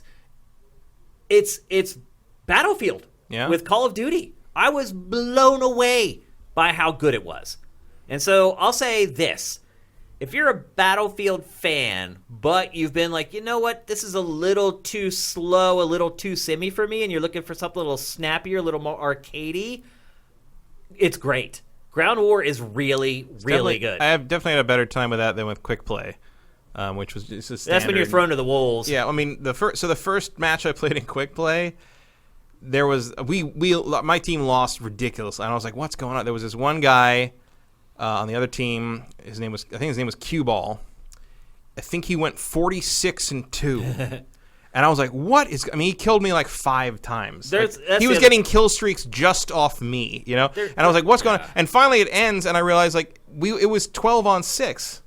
And I was like, what happened? Like, we lost... I mean, we started 12-on-12, and 6 of our people left halfway through. That happens all the time. And every single quick play match, I played like 5 or 6. Every single one, by the end of the round, one of the teams had 6 players left. They started with 12-12, and one of the teams would lose half their players. And you want to know why that is? Because this game has a piling on mechanic, meaning that once you get rolling in this game, you just roll. And I think a big part of that is getting rid of score streaks and focusing on kill streaks. Because if you have someone who's really good and can get a lot of kills, the kill streaks in this game, you can literally completely spawn wipe with one kill streak in this. And so you get the kill streak, you already have 16, then you just unload on the spawn point, you have 25. It's this self-perpetuating cycle where good players just dominate. And even when I was playing the beta, I had kind of got over the hump to where I was one of those players. I was getting to the point where I was finishing most matches with 35 kills and 12 deaths or whatever. And I could see it. I was using kill streaks that I had never used in my entire... I started, usually my max kill streak is an 11 kill streak. And I'll get that once every 5 games, maybe. And so I just leave it there. That's where I set it. It's if I can get that once out of every 5 games, I'm cool with that. Playing this beta towards the end before they took it down, I started selecting, the 14 and the 15 kill streaks. I was I'm hitting these, once every, 3 games or whatever. So there is definitely a momentum problem with the kill streaks, and... the other part of it, too, is that the kill streaks are so frequent that the screen is almost always shaking. That's true. Always. Yeah. And you're trying to aim, and, your controller's shaking, and the screen is shaking. It's just let me shoot somebody. I don't like it. I do not like Call of Duty Modern Warfare. I do not like it, Sam I am. And I know this may come as a shock to a lot of people because I generally love Call of Duty, but now that I've played through all the maps that weren't in the beta, and I've played Ground War a little bit, for my go-to shooter, it's going to be Black Ops. I just enjoy it more. It's faster, it's snappier. I feel like it's more skill-based. I feel like you get rewarded for everything you do instead of just being good at killing people. There's no reward for being a team player in this. None. No, I didn't. I noticed that. And that sucks. You're excluding. I mean, it's basically a haves and have-nots. So people who are really good, like Jack Frags, probably think this is the best Call of Duty ever because they dominate even more than they ever did before. I think people who are casual players are going to hate it more than probably any other Call of Duty. Spec Ops, interestingly, continues the campaign story. And for those of you who don't remember, Spec Ops is a cooperative mode where you don't really get to choose your loadout. The game says, okay, here's the situation. They're basically challenges. Yep, here's your loadout. Join up with somebody and try to accomplish them. And one thing I would say is that there's more players this time. I think the first Spec Ops was just 2, if I remember correctly. I went through all that with Abby on Modern Warfare 2. Yeah, I remember being at the review event with Abby for that game. But so Spec Ops is what it is, pretty much. The extra players do add something. There are 5 or 6 missions right now. And they will add new ones as DLC as time goes on. I admittedly only played like 3 of the missions. I haven't played through all of them yet, but it's pretty much standard issue for the mode from previous games. It does look like you unlock some multiplayer stuff by playing those. Yeah, so there's some incentive to play as well. And again, it does extend the story. And I know you haven't made it to the end of the campaign yet, but there are a lot of open-ended questions at the end of the campaign, and then they instantly say, "Go to Spec Ops to learn blah blah blah." So they are taking a little bit of a different approach, which may give it a little bit more legs. But overall, I'm pretty disappointed in Call of Duty Modern Warfare. I know I'm an outlier. I know all the gaming websites are saying it's like the best ever since the first one. I disagree with that. Yeah, so, certainly. I mean, I was a big fan of the original Modern Warfare, the first 2, and no, this doesn't grab me the same way at all. Yeah, I would rather go back and just play Infinite Warfare again. Yep, and for me, it's Black Ops 4. So there you go, Call of Duty Modern Warfare. And I think some people may be surprised to hear my impressions of it, but I'm just being honest. Just like I was honest when I gushed praise on him in the past. Just telling you, as someone who has a lot of experience playing Call of Duty, and I'm not just the guy who plays it for 8 days when it comes out every year. I play it all year. Like, I played Black Ops 4 like a couple weeks ago. Like, I still play it. So take that for what it's worth. I'm just letting you know that that's how I feel about it. And with that, it's time for our trailer of the week. There are so many hot games coming out right now that it's easy for us to pluck out a trailer of the week for some hot new releases coming next. Last week we did the launch trailer for The Outer Worlds. But instead... Wow. I have more faith in this than you do in this game. He doesn't. So Need for Speed, the new Need for Speed called Need for Speed Heat, comes out on November 8th, so it's still a little bit of ways away. It comes out the same day. So if you don't want to play Death Stranding, yeah, you can play a mediocre racing game. And they put out the launch trailer for it already. Let's roll it. This is the playground, the one they think they control. But when we create, they can't look away. They have to see. So I say watch. This is me. With my homies in the Jeep, bumping low, pretty flocker with the prayer hands. I said it once and I'ma say again. You roller coaster than niggas, man. I'm the closest to the greatest. That statement is daily debated. I'm slaughterhousing on the pavement. Tell Charlamagne that we just made it. You can't even catch on my cadence. It's just cause you faded. Street racing has no place on public roads. Feel like I'm... If you are out there engaging in this type of activity, we will find you. There is no escape. I feel like I'm Goku. Look around. This is our escape. I feel like I'm Goku. I don't know, man. I think that game has a chance to be decent. Well, I know the bar is so low. Don't fall over yourself praising it. Decent, maybe. There you go. Well, slap that one on the box. The bar is pretty low at this point for this franchise. I like some of the Need for Speeds. I like car stuff. I like all that kind of thing. I like some of the older Need for Speeds a lot. I just get very irritated with the fact that of all EA's properties, no matter how badly Need for Speed bombs, it always gets another chance. Yeah. I'm just tired of the Teflon franchise at this point. I hear you. I'm going to give this one a chance, though. We'll see. All right, let's get to some questions in the chat. What's up, Johnny Hurricane? Thank you for subscribing via Twitch Prime. You rock, 13 months straight. That's awesome. J Reed Vic 7, thank you, 10 months straight. Okay, that's it for the end of the show. Let's get to the questions. ETH Demon wants to ask another Final Fantasy 14 question. You want to answer it? Maybe. What is it? Okay, it's only tangentially related.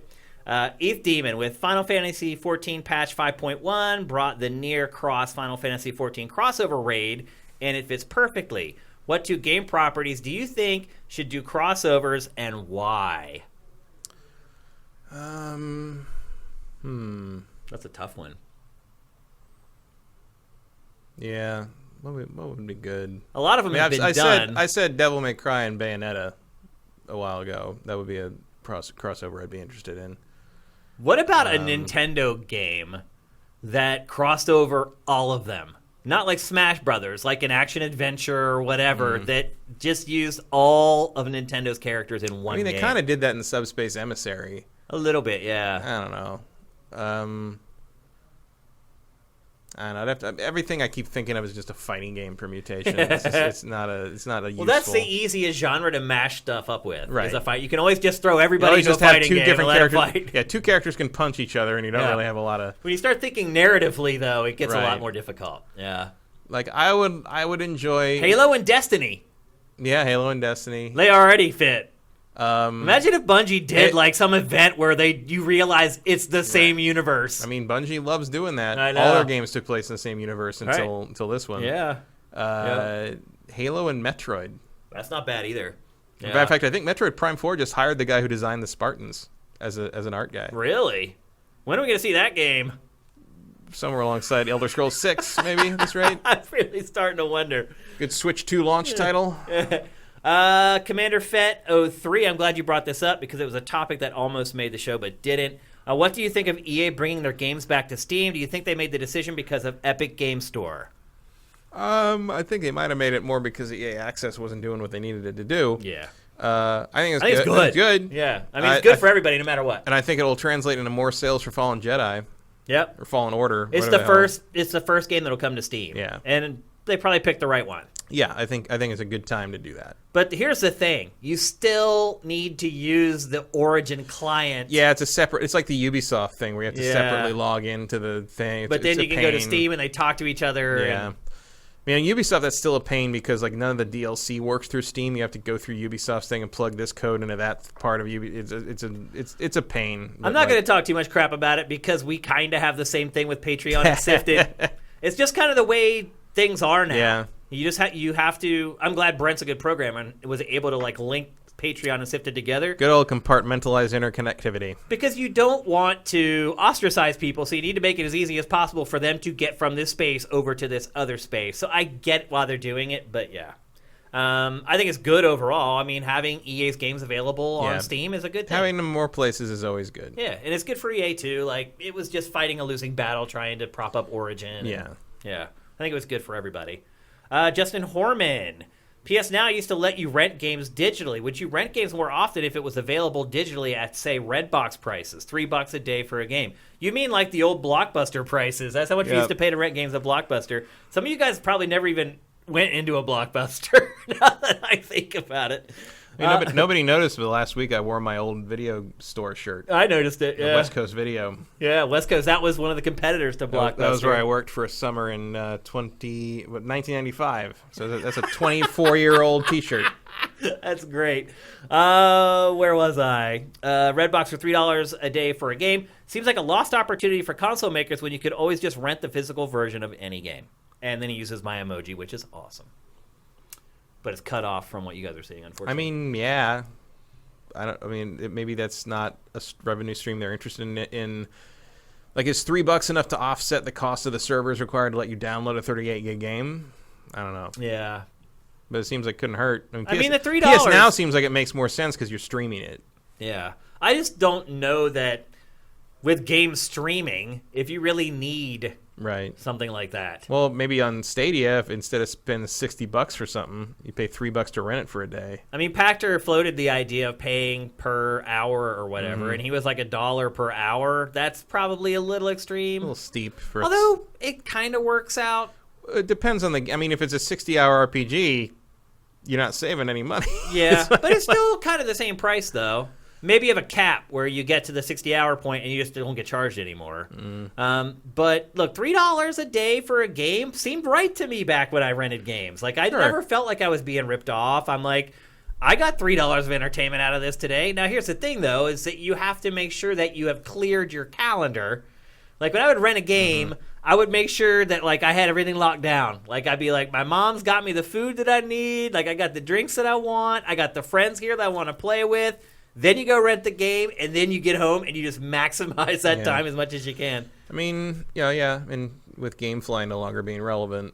Does Redbox not rent games? Yeah, it does. Yeah, I thought it did. But if you do, he's talking about doing it digitally through the actual storefronts of the actual consoles. Yeah. Which, yeah, maybe. I mean, yeah. I mean, You can. You start to I mean, wonder. Amazon does that with movies. Like, yeah, you start to wonder though, is it going to be worth it for them with the bandwidth? Because Yeah. you're like, oh, you just downloaded like 100 gig game, and right. Well, that's the other. It's like also the time it takes to do that is like Yeah. one of the advantages of like kind of rental streaming is like, well, you get it right away. Like you say, oh, it's an impulse thing. It's like, oh yeah, well, we want to watch this. Yeah, $2.99 to rent it for like we watch it in 2 days and there it is. But it's right there. It's like, okay, I'm going to rent this game for $3 and I'll come back in an hour and a half when it's done downloading. Like that's not as tempting a purchase, I guess. But yeah, and then you wonder too, like, over if you're the consumer for $3 a day with data caps becoming a thing, is it worth it to download like 30 or 40 gigs of a game and then play it for a day? And I mean, when you think about it, Game Pass is basically the same idea, but with a more a system that hooks you into it more strongly. Yeah. Basically. So I think that's a better system for it. Yeah, I think Game Pass is just the way. Yeah, it's the way to go. Dinky Do 15. What are some of the consequences of breaking an NDA? Good question. No one's ever asked this. Exactly how much money would you be fined, and could you go to jail? Great question. There are no. Like they don't arrest you. You wouldn't go to jail. You don't go to jail unless it was an NDA with the government. Right. Like, I mean, if you're I'm assuming you're talking about NDAs for game reviews and game previews. I mean, NDAs are as varied as everything. Like whatever you sign, every NDA is different to some degree, depending on what industry you're in, depending on what you're talking about. Like in film, if you do it, you'll probably get blackballed from film. And that's what happens with games. Yeah. Man, I could tell some stories. I can't tell some of them, unfortunately, but I can share generally what happens when you break an NDA. The first thing that happens is you get an email from PR. And the PR person is like, bro, we've been working together for a really long time. I can't imagine that you would ever do this. I never dreamed you would do anything like this. And then you write back, at least I would, because it was always on accident or somebody screwed up. You'd explain what happened. You'd be like, oh, we had the date wrong, or the guy who publishes this stuff to the website took the notes wrong and published it before. That's what usually happened at game trailers. The people who are in charge of actually publishing the stuff after it came out of our edit bays would just publish it. Like they wouldn't look at the embargo. They'd put it up. Sometimes it would only be up for like 10 minutes and I'd notice it and I'd be like, pull it down. And the traffic at GT was so insane that in that first 10 minutes, there would already be like 20,000 people who had watched it or downloaded it. And so there's no getting it back at that point. So we would take it down. I'd wait for the inevitable email. And generally the only thing that would ever happen in those cases was, we're going to have to rethink sending you guys code early. Honestly, the bigger problem was giving games low scores. That was where stuff got really dicey. That's where I had bigger problems. Breaking NDA, they'd be pissed, but it's a symbiotic relationship. So you need them because you need their products to create content so people watch your content and you generate ad revenue. They need you to market the game and promote the game. So it's not a one-way street where they're doing everything for you. Like I think a lot of people who don't work in games journalism or work in the industry think that the publishers don't owe the journalists anything. Like I think a lot of people hate games journalists for whatever reason. Maybe they're jealous or whatever. A lot of people hate them. And so they always side with the publisher, and they think the publisher has all the publisher doesn't have all the power. Again, it's symbiotic. They need us to talk about the games on shows like this or on whatever. We help promote it, and if it's a good game, they make money off of that. So generally, what would happen to me is we get a slap on the wrist. They'd say, "Look, in Nintendo, different story. You break Nintendo NDA, you're out of. You're in trouble. Yeah. You'll be." You're on a list for like 5 years. Yeah, I don't know if I can say what I'm not. Yeah, I'm gonna halt there on Nintendo. But generally, anyone but Nintendo, if you break an embargo, like a lot of times towards the end, like I was at GT, I had been working with these people for like 20 years, and they know I'm not going to intentionally break NDA. It can also happen like internally, like how you deal with it on the other end. I mean, that didn't happen much at G4, but one time I remember that someone who wasn't even related to editorial was leaking something, and they fired him. Yeah. If you do that, so like. They were not related to game stuff. They were not in any sense.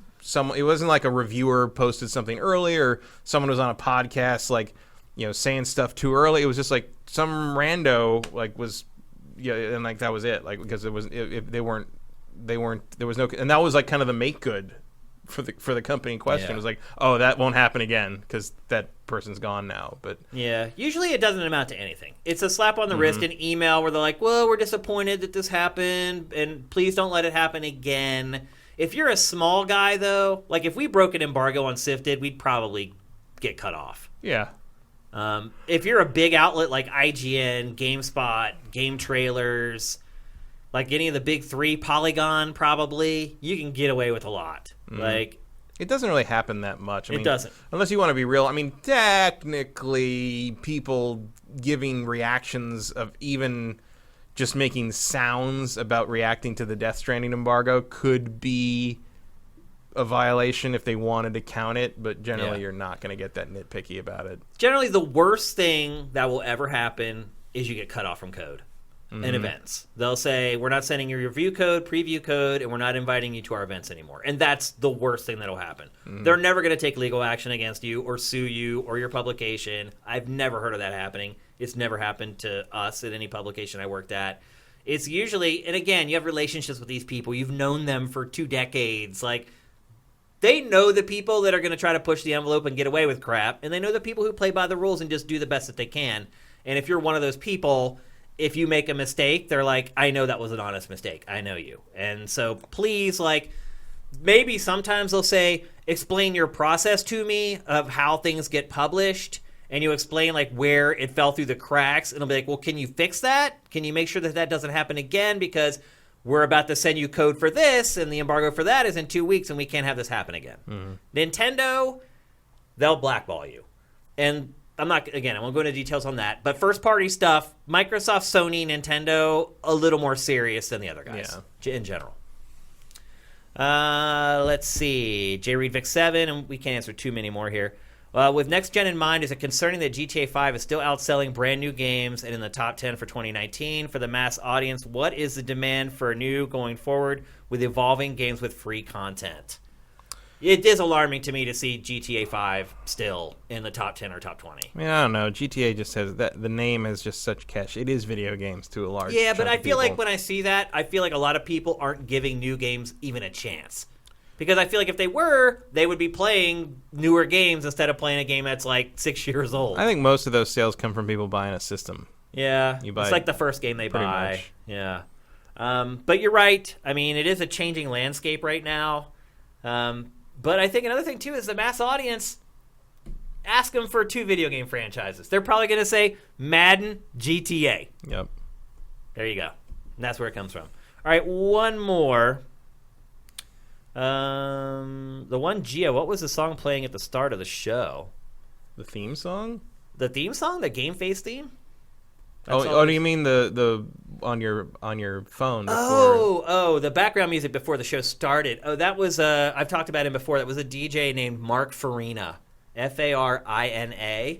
Go download any of his mixes right now. He's the best house DJ in the world. You won't regret it. Oh man, there's a lot more.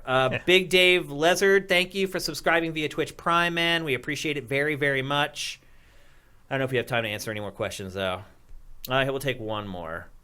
Mike's Q. And I'm going to answer Mike's Q's question because he did the... Please watch the countdown, by the way. Only for this. Mike's Q's voiceover in that countdown is freaking amazing. Like, amazing. I sent him the script, and he was leaving, like, the next day. And like, generally there's, like, back and forth between he and I. He'll upload his clips. I'll give him some tips, and then he'll re-record them.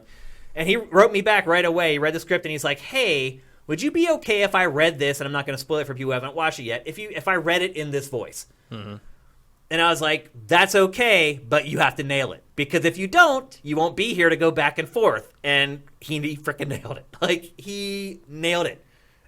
It's making me, like, consider changing all of our countdowns to, like, this new style. So anyway, we're going to answer your question because you did a great job. Which way do you play? Why invert or normal, and why? Do you invert for both PC and controller? I don't invert. I just play default controls. I do invert. And why? Because it's correct. And but no, really, because like usually because the right stick is generally used as a camera control. Yeah. And if it's To look. and if I'm looking up, I tilt my head back and I look up. So you look at the analog stick as a proxy for your head. As a head, pretty much. Interesting. Yeah. So, and I want to look down, I tilt forward. Like, that's just how it also probably comes in part from playing so many flight simulators when I was growing up. I have problems going back and playing games with flight because you're right, their controls always default to invert. Because that's correct, because that's how for flying, planes work. Yeah, it should be that way. So that's just what I use. I do not invert the mouse, if that's what you mean by PC. I use a controller on the PC. I use a controller every time I can because I don't want to play mouse and keyboard unless I have to. Yeah. I only use it for stuff where you I know can't that's heresy, but I do not invert the mouse because the mouse is a pointer, and an analog stick is a steerer. Yeah. So I can play non-inverted if I have to. I played a very... It takes a little while for your brain to kind of flip the switch. I spent a whole day once, like full 9 hours on a job once, playing probably the earliest build of anything I've ever played. I can't believe we were playing it, frankly, for footage capture, and they didn't have invert Y in the game yet. Like you couldn't do it, or if you could, it was some kind of dev thing I didn't know how to do. So I just had to deal with it. And when I went home that night, I went to play the game I was playing, and my thumb was backwards. Like I couldn't, like I was, because my controller at home, my game at home was inverted. And I was doing the wrong thing, and it took me like half an hour to retrain myself back. And then like my girlfriend was like, "Why don't you just like learn to play like a normal person?" Then like if you switch back, now. I was like, "Oh, well, it's way too late for that now." At a certain point, like it'd be like I couldn't play with it inverted now. No, it was like someone else's thumb was on my hand. Like I couldn't do that, so I went back to eventually I learned to go back to that. But that was a weird, because clearly you can learn one way or the other. Like nine forced hours of playing something the opposite way, you'll learn it. You'll get there. Absolutely. But inverted always feels more natural to me. All right, so there you go. That's the end of the show. Thanks for tuning in, everybody, on the stream. Chat has been great, as usual. Great questions, as always. Thanks to everybody who subscribed via Twitch Prime during the show. I really apologize if we miss calling any of you guys out on the show. The way it works is, while Matt and I are talking, it starts chopping off parts of the chat, so we may have missed some of you guys, but we appreciate it very much. If you're watching the show on YouTube, please consider pledging to our Patreon at patreon.com/sifted. It would mean a lot. Even if you could just pledge $1 a month to our Patreon, it can make a huge difference. There's enough of you guys there that it could literally change our business. It's that simple. If you're listening on Apple Podcasts or Google Play, again, please visit our Patreon at patreon.com/sifted. And then we invite everybody to subscribe to our Twitch channel via Twitch Prime. It gives us a free $2.50 every single month, but you have to re-up it every month. So we'll be back next Tuesday, same time, same place, with another huge batch of games. We'll have Luigi's Mansion 3, a bunch of maybe Death Stranding on next week's show. We'll see. That'd be pretty early. We'll see how it goes. But we should have another big episode for you guys next week for 189. Until then, take care of yourself and have a great Halloween. GameFace is up and out.